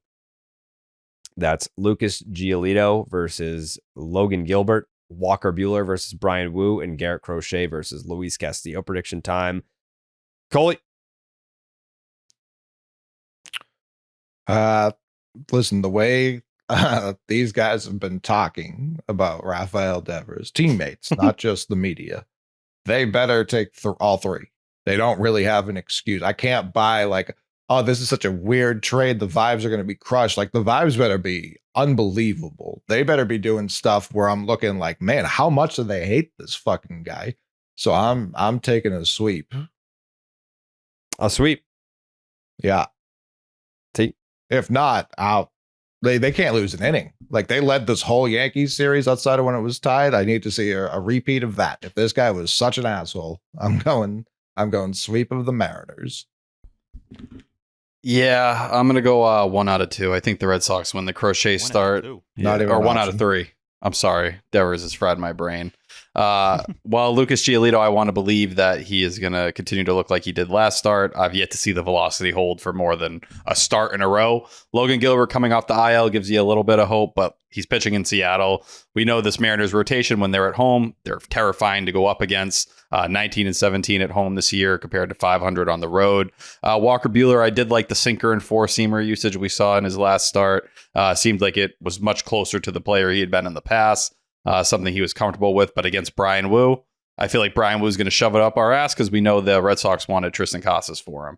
So yeah, I think they lose the first 2 games. The Rafael Devers stuff is hanging over your head. Garrett Crochet bails you out once again. Steven? Yeah, Sox swept. Sox swept. Go M's this week. Big Mariners guy. I've always loved Griffey, so we're riding with Seattle in the first 3 here, also known as all 3. It's just been tough, man. It's been a tough show. Anytime you have a little downtime or just you're in your brain, it's like, right, he's not on the team anymore. Rafael Devers is not on the Red Sox anymore, and that is absolutely crazy. I am interested to see how they respond. Like, that's going to be awkward as hell. When they're landing in Seattle, I'm sure it's like, wow, he's actually not with us. Even just as you could see him with the grounders at shortstop thing. I probably read too much into it and was like, why the hell is he doing this? And he's just to have fun. He's goofing around. He would goof around with the guys. There were a lot of teammates. Coley, I know you talked about guys that didn't love how he handled it. He had a lot of teammates that loved him and a lot of fans that loved him. And not having him in a Red Sox uniform in Seattle is going to be bizarre. So, yeah, I got Red Sox getting swept, and they enter San Francisco going in the opposite direction of Rafael Devers' San Francisco Giants. believe it or not, I am going to have a positive outlook on this series. And not for whatever reason that you might be thinking, like, oh, like this was such a dark cloud hanging over the team and they removed it, so now they're going to take off. No, that's not the angle I'm taking. I know some will take that. Like if the Red Sox win the next, 5 out of 7, I know some people will say that. Like, oh, they removed Rafi and now like they finally got the negativity out. And it's like, well, no. That's not correct. Where I'm thinking is this team is so young and still incredibly talented. Bregman still is coming back, hopefully somewhere in the next 3-4 weeks, I think, or maybe. But I'm looking at the big three here. And wouldn't you kind of be a little insulted if people were like, well, Rafi's traded, so now there's no chance.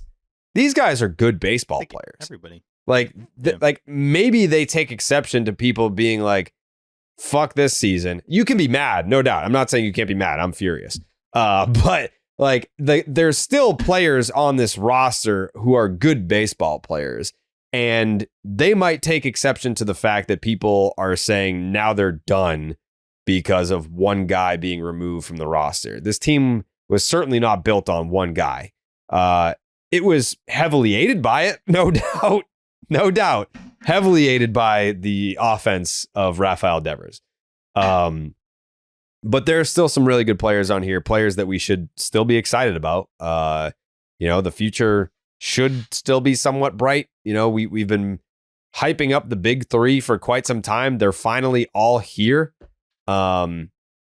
I think it's going to be interesting to see what becomes of the DH spot now that Rafi's not here. Like, do you now take the opportunity to DH Campbell just because like run a better defensive team out there? Like for the time being, like, do you go, all right, Hammy, go out there at second base and Christian, we're trying to like a lot of these games that the Red Sox have been winning. I know that it's 5 straight and all that, and that seems great.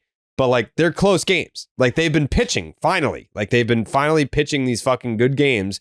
But they've been low scoring. The Red Sox have not been tearing the cover off the ball. It's a lot of 1-run wins. It's a lot of low scoring games. So to me, if you want to run out a better defensive team, I think potentially DHing Campbell it should be on the table. I don't know. But either way, I'm going 2 out of 3 in the series because I think that I don't think that they're dead. I think that this situation sucks, but I don't think that they're dead. I don't think they're dead. Everything you said is spot on. I don't actually think they're going to get swept. It's more just like fucking. I didn't mean you. Right I just I think that the vibes right now are horrendous after they were so hot. It was the playoffs aren't over, but it's just brutal. Not great. The players could take exception to all that. Even with Devers, they were 36 and 35.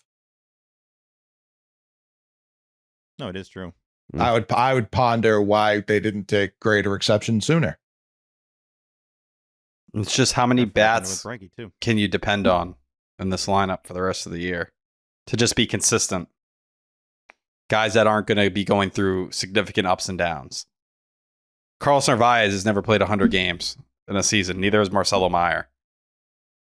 Like expecting those guys. Trevor Story. When was the last time Trevor Story played 100 games in a season? 2019. No, it happened with us, didn't it? When he played second. He played 94 in 2022 off the top of my head. But like these are guys that you're going to be trying to push through 162, including a Garrett Crochet who's going to blow by whatever his innings workload ever was.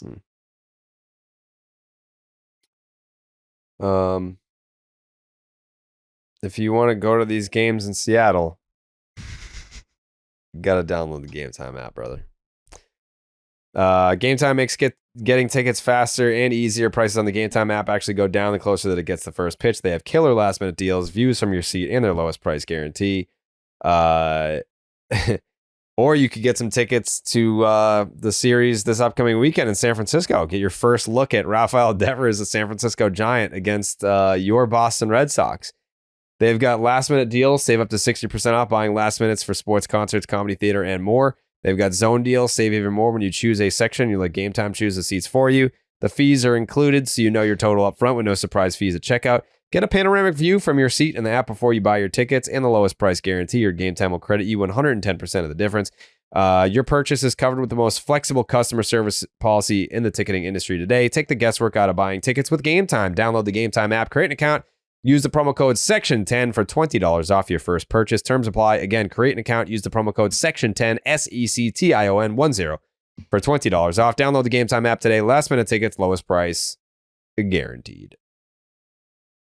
One quick thing, Jerry, on the Giants and Rafael Devers being there. They have a great broadcast team. And for night owls like myself, if, over the years, we've had a lot of our favorite players go play out west, and you get to watch them have fun over there. Mhm. So I'll be watching a lot of Giants games. I can promise you that. And radio and TV, they crush it. They might be number one in baseball. See? What are the odds he went from one Fleming brother to the other? I know. That is He's kind of with crazy. the Fleming. Will's passing him on. Yep. Mhm. That's the first thing I thought about. Yeah. No, the trade happened. I'm like, this is huge for The Fleming family. Shout out Dave. Dave's great. Yep. But yeah, Kuiper on the TV call. Ron MVP Miller. 05. They got a great Kuip. crew. He's the voice of MVP Covey 05. Cove just became a bigger deal. Yeah. They don't really have a lot of splash hits, by the way. They have the counter going. I'm like, that's it? How For as long many? as you guys have been there? How deep's that water? Can you touch the ground? Why don't we find out? I mean, you can touch the ground at any point in the ocean. I don't know. That's the question you want to ask. Good take. 25 feet deep? That's it? deep. It? That's deep. Deep? 25 feet? That's 25 ocean. feet's deep, Steve. No, disagree. not 25 feet is not deep for a body Not of deep. water. I mean, for like us, The ocean. Think about a pool. We're talking the ocean. All right, but it's a If you comp cove. anything to a pool, then a pool's the size of a guy. Like I guess. yeah, like but- I'm thinking, like you guys are thinking about comparing it to an ocean. Yeah, that's not that deep, but like comparing it to like, No. would it be no. dangerous? It is for an us? ocean. I'm not Yeah. comparing it to shit. It is an ocean. No, It's a I know. cove. It says 18 to 25. I was giving you the tail end, so like it's not that deep. But canoe sales are going to go way up. Kayak sales going to go way up in San Francisco. Sneaky good kayaker, Tyler Milliken. No. That's Martha.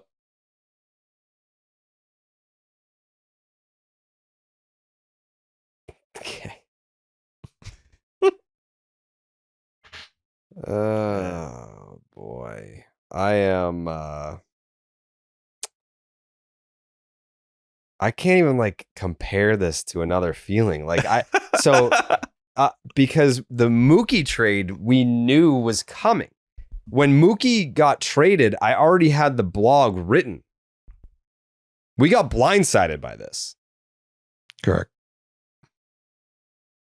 This is, I mean, Steve, I don't know if this is sacrilegious to say. Is this worse than Nomar? Because Nomar, I said it felt similar to Nomar. yeah, but in the isn't it gut worse? punch realm of it. Because Much Nomar worse. was a free agent at the end of the year, and the writing was on the wall that he wasn't coming back anyway. Rafi was under contract for the next 8.5 years, and we got blindsided by, hey, by the way, he's gone. Well, I think the reason Nomar is different is because when it happened, like as a kid, that's your guy. Like we grew up with Nomar. That was our favorite player. I was doing the toe tap stuff in the batter's box. Like when you get that guy traded and you don't know all the inner workings of what's going on, it's the worst feeling in the world. And I cried. I feel bad for kid Red Sox fans that just lost. I mean, we lost, like Rafi was my favorite player on this team, but they just lost their favorite player and their parents now have to tell them what happened and they don't have an answer. Like, why did they trade Rabbit? Why did they trade him, Dad? I don't know. I don't know why they traded him. Like, your guess is as good as mine, Timmy. That's basically what's going on. So I can't compare anything to Nomar because the time in which it happened, but the pain is very similar. And this is just the beginning, by the way. This pain gonna last a long ass time, and that's what I'm most upset about. When the Giants make the playoffs and we have to watch Rafael Devers in the postseason, want to talk about I never pain. mind rooting for the former guys. How do you guys feel about I never I don't root mind against rooting for them, but it still hurts. Like when I watched Mookie having those moments with the Dodgers, I was like, this is painful. I eventually got I'm used fine with to it Raffy with Mookie, sticking though. it to Breslow by just being incredible with the Giants. Him playing. Oh, he's first gonna is play be very first. funny. I guarantee you, he's gonna play Oh, first. wow. Yeah. Yeah, This against weekend? the Red Sox would be Yeah. hilarious. Wow. What a fuck you that is. That's incredible. I guarantee you, I hope he's picking it. I hope Stevie he's P If guarantee he's nasty, Raffy it's gonna plays be tough. first against the Red Sox this weekend. You're putting an SPG. Wow. Okay. What if he plays third? Is Chapman hurt? Yeah. He's on the IL. He is hurt, yeah. I played Okay. third. I didn't know. That'd be even funny. Dom Smith is playing first for them. Hey, he's been taking grounders at short. Who's their shortstop again? Willie Adames. Billy Adames. This guy Yeah, much I money. don't Who I don't think we they're gonna find out him move and Rafael Adames. Devers are best friends. I never heard that once during the offseason for the Red Sox in the free agent process. They've been boys for a decade. He would have moved off third for him. I can't believe it. Not great. I can't even believe it. Thank you, John. Can't even believe it. Can't even believe it. So Steve, the weather at Fenway this past weekend was Great. ungodly, like biblical. The downpours that were happening There was at Fenway Park. I don't know You how called they it. got the games in this weekend. That's why they're so No, low me scoring. too. Another SPG hit, by the way. No rain delays.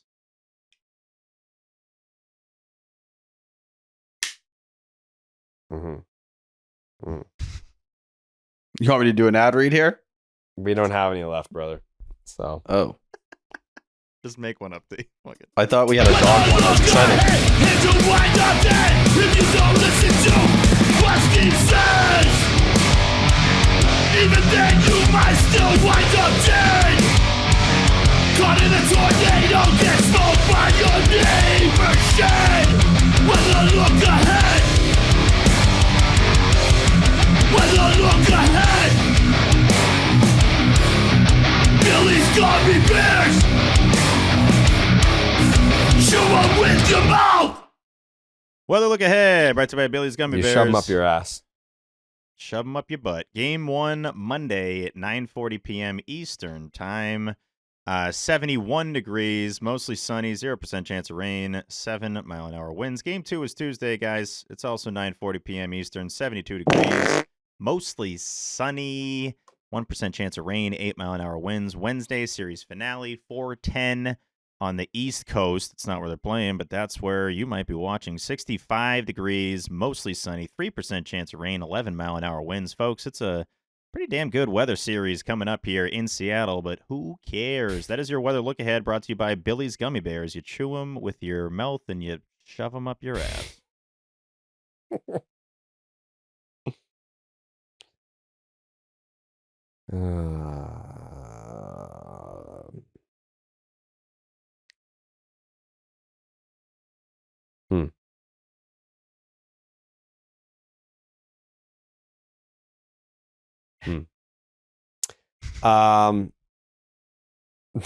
T, do you want to do Taikus just because you put in the the work? Like I don't want. Yeah. Listen, is it wrong? Is it dickish to read them at this point in No, time? I mean you work hard on them. I feel like they were great, but I feel like people are going to kind of look at them right now and say like,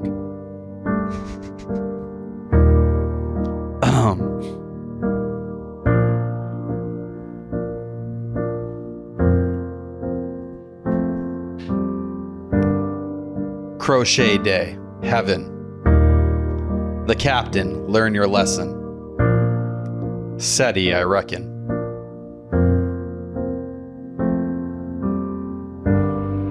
Dobbins backs his talk. Story washed up, oops, they thought. Catch up, never stops. Sox sweep, the Yanks weep. Devers' daddy, send tweet. Bayo, daytime heat. A series of haikus by Tyler Milliken. Didn't talk about Dobbins, that's for sure.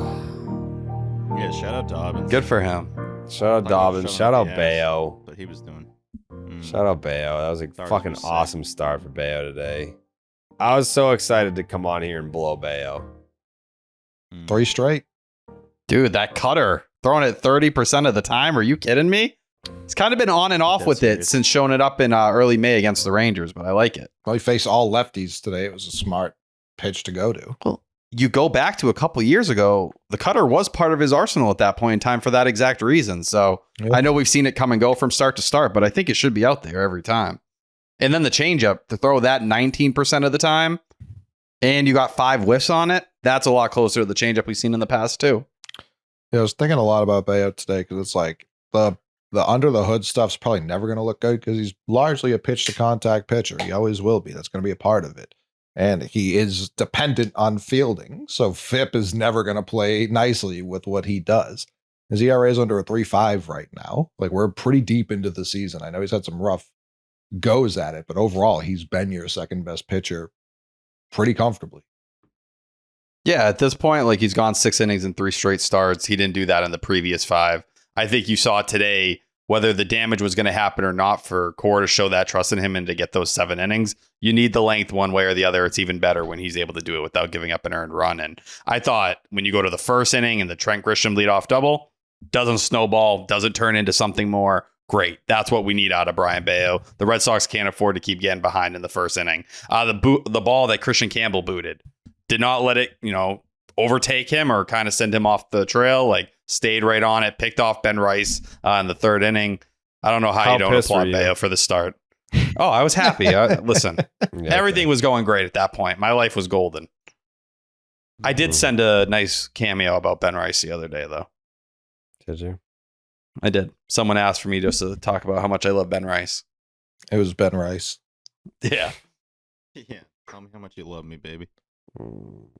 Yeah, TS10 had a great series. The captain had a great series. Mm-hmm. And the rotation had a great series. Dobbins remains so chill, by the way. I feel like anytime he's asked about it, yeah, man, going out there, like, doing my thing, Sox, Yankees, everything's all cool. Like, that's exactly what you want to see him do. I know we were talking about maybe you should have said the quotes after that first Yankee start, but he's backed it up. Credit to him. He is someone that I feel like becomes interesting now that you have a Kyle Harrison here, though. Like, how are you going to balance these guys getting opportunities? Because Dobbins has earned his spot in the rotation.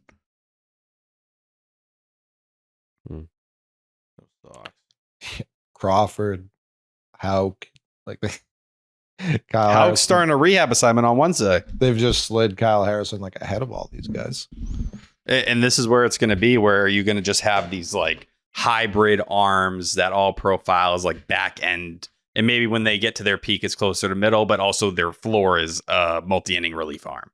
Like, how are you going to make all these talented arms or arms you see as talented fit into this puzzle while balancing like the long term versus the short term? Because if you fall out of it in the next 2 weeks because of this trade, there's no reason for Giolito and Buehler to be doing anything for you. Oh, even forget about them. I don't know that I want to see Aroldis Chapman throw another ball for this team. Body's barking.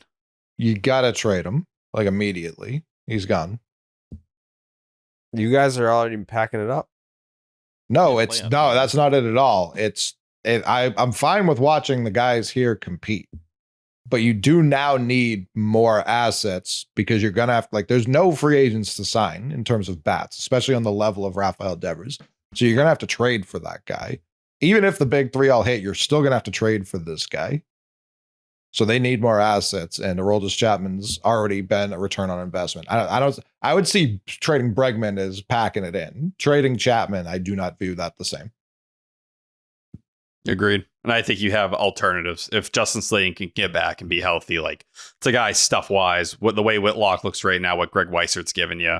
You just got Jordan Hicks. Like, you have Jordan options. Hicks now profiles into that back end too.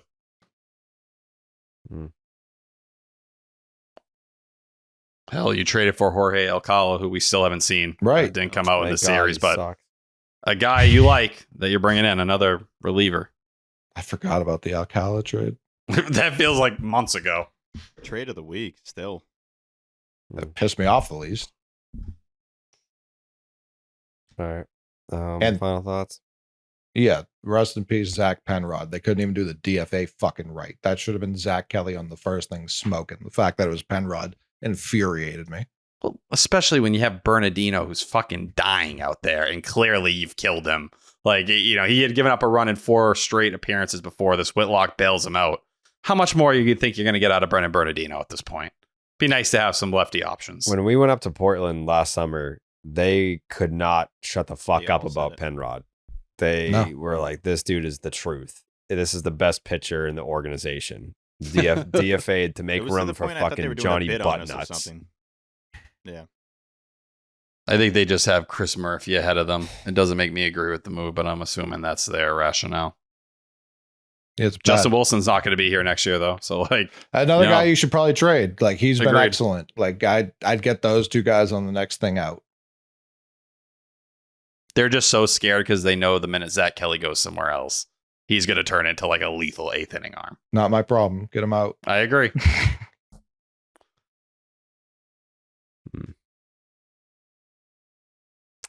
Final thoughts, Steve? Yeah, happy Father's Day, all the dads out there. Shout out Alan. Thank Paul. you. I'm glad Father's that we Day. finished our meals before. What about Coley? The news About broke. Coley? Happy Father's Day to Coley. Did you say Happy Father's Day to him today or no? I did right now. Yeah. Happy So it's Father's Day, not Coley. Father's Day anymore, Are unfortunately. you a dad, Tyler? No, but I want to say happy Father's Day to Jared and Coley. Thank you. Thank you, T. Happy Father's Day, Jared. I got a Father's Day card today. There you go. Good for you. Oh. No, I don't really have anything else. It just I'll love you forever, Raffy Big Scoops. You meant a lot to this program over the last 8 years. This guy is really unlike anybody that we've seen in this organization our entire lives. He finishes 10th in Red Sox history in home runs.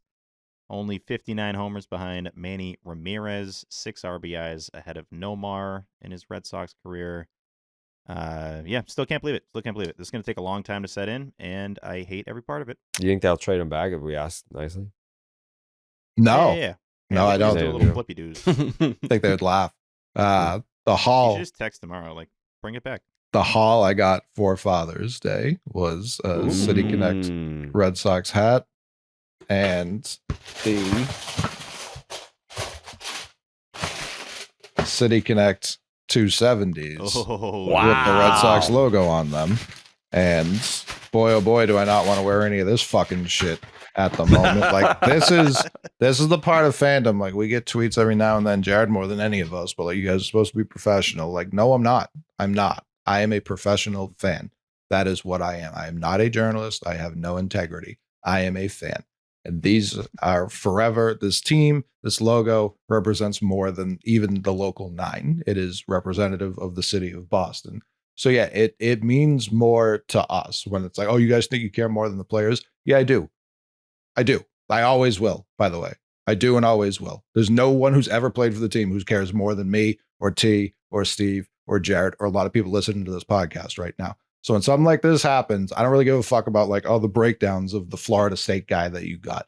Like, no, this is an emotional fucking time because it sucks. The whole reason we get into fans to become fans is because of players like Rafael Devers, because of how cool they are. So I don't really care about what the machines and the math say that this is a surplus win. I don't. It's wrong because it does not include the value, the jerseys that get sold, the play, the moments, the MLB account tweeting out big scoops to an audience that has no idea what the fuck that means. Yep. So this is a guy, I'm not saying this is a shot, Steve, but this is a guy on the duck boats. We're right off of his birthday, getting having himself at quite a time, speaking crystal clear English the entire way. Yeah. Like, this is a guy 7 years ago. We could not have had. He didn't know us from a hole in the wall, but he's like, these guys are getting after it. I like these guys because of that. Like, that's a part of my life forever, a part of Jared's life forever. Like, that's just a thing, that a very special thing that happened. And to see that guy get traded because adults couldn't be adults is infuriating. Absolutely infuriating. I agree. The final thought that I had written down doesn't feel appropriate given what happened between when I thought about it and the Devers trade.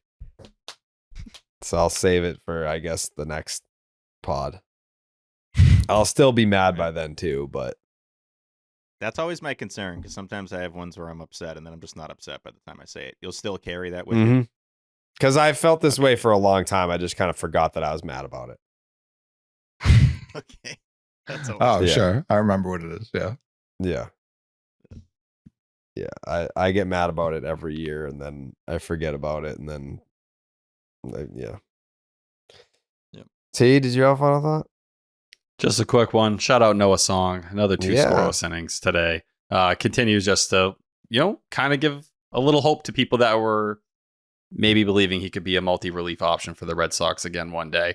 12 and a third scoreless innings up to this point, 5 of them at Double-A. He's given up 3 hits over that 5-inning stretch with 7 Ks and just 1 walk.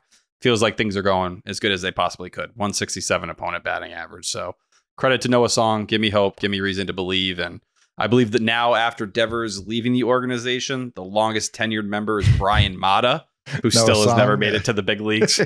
Noah Song is not far behind. Probably is Noah Song. No, he's right after Brian Mata. Noah Song's going to be right in the conversation. Crazy. Jesus Christ. Blaze. Whose longest tenure is it on the big league club? Is it Tanner Houck? Yeah. Okay. Blaze Jordan. The path has never been clearer, friend. Well, I guess my final thought has pivoted to this. Rafael Devers was the face of the Red Sox franchise, and he is now a San Francisco Giant. So to me, that clears the path for Nuttown. You guys are the face of the franchise now. Are there players with more talent currently that have more time in the big leagues? Yeah. But now that Rafi's gone, Roman Anthony, Christian Campbell, Marcelo Meyer, this is your team now. So do with that what you will. And I guess block out the noise because it's going to get really loud for the rest of the way, really. Don't let this discourage you guys from pursuing the postseason this year. I still think it can happen. For as down as I am, for as surreal as this feels, for as dumb as it feels the Red Sox have acted today, I still feel like they can get into the postseason. I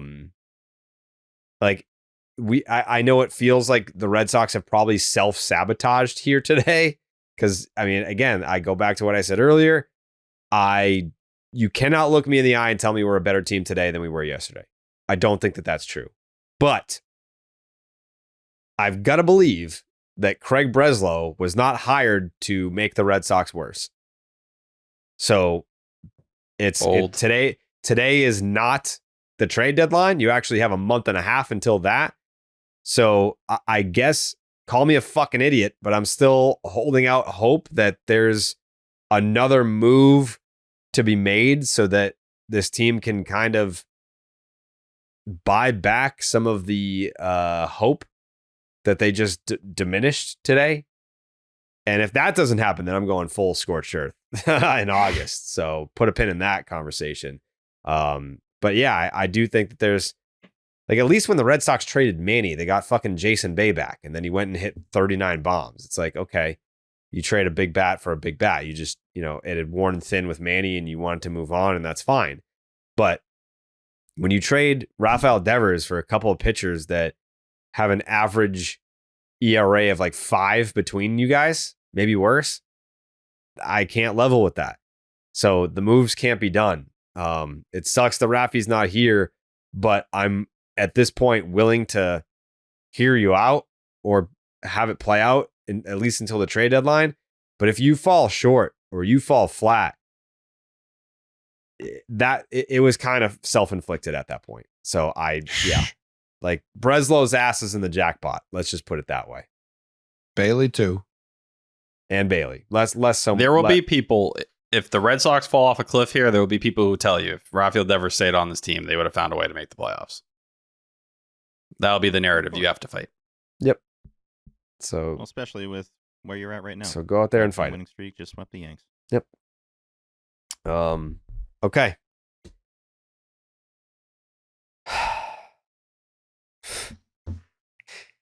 I'm going to Arizona tomorrow, flying out, and I think we're gonna do Baseball is Dead when I get there. It's gonna be too tough to do Baseball is Dead in the morning, so I'm gonna fly to Arizona, try to record Baseball is Dead when I get there. I'm not ducking Baseball is Dead.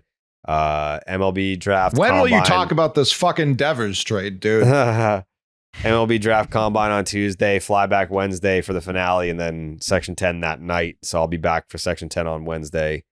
And I'm sure we'll have more information. I'm sure more stuff will come out by then, and we'll discuss it and hopefully get to talk about more Red Sox baseball and less Red Sox drama on that episode. Okay. This was a weird one. Let's not be so weird on Wednesday. Okay. Cameo.com, Section 10. Keep drowning Tyler and Coley and Steve and more Cameo requests. We really appreciate it. And we love you. And ba-doop doop doop. Buenas noches, amigos.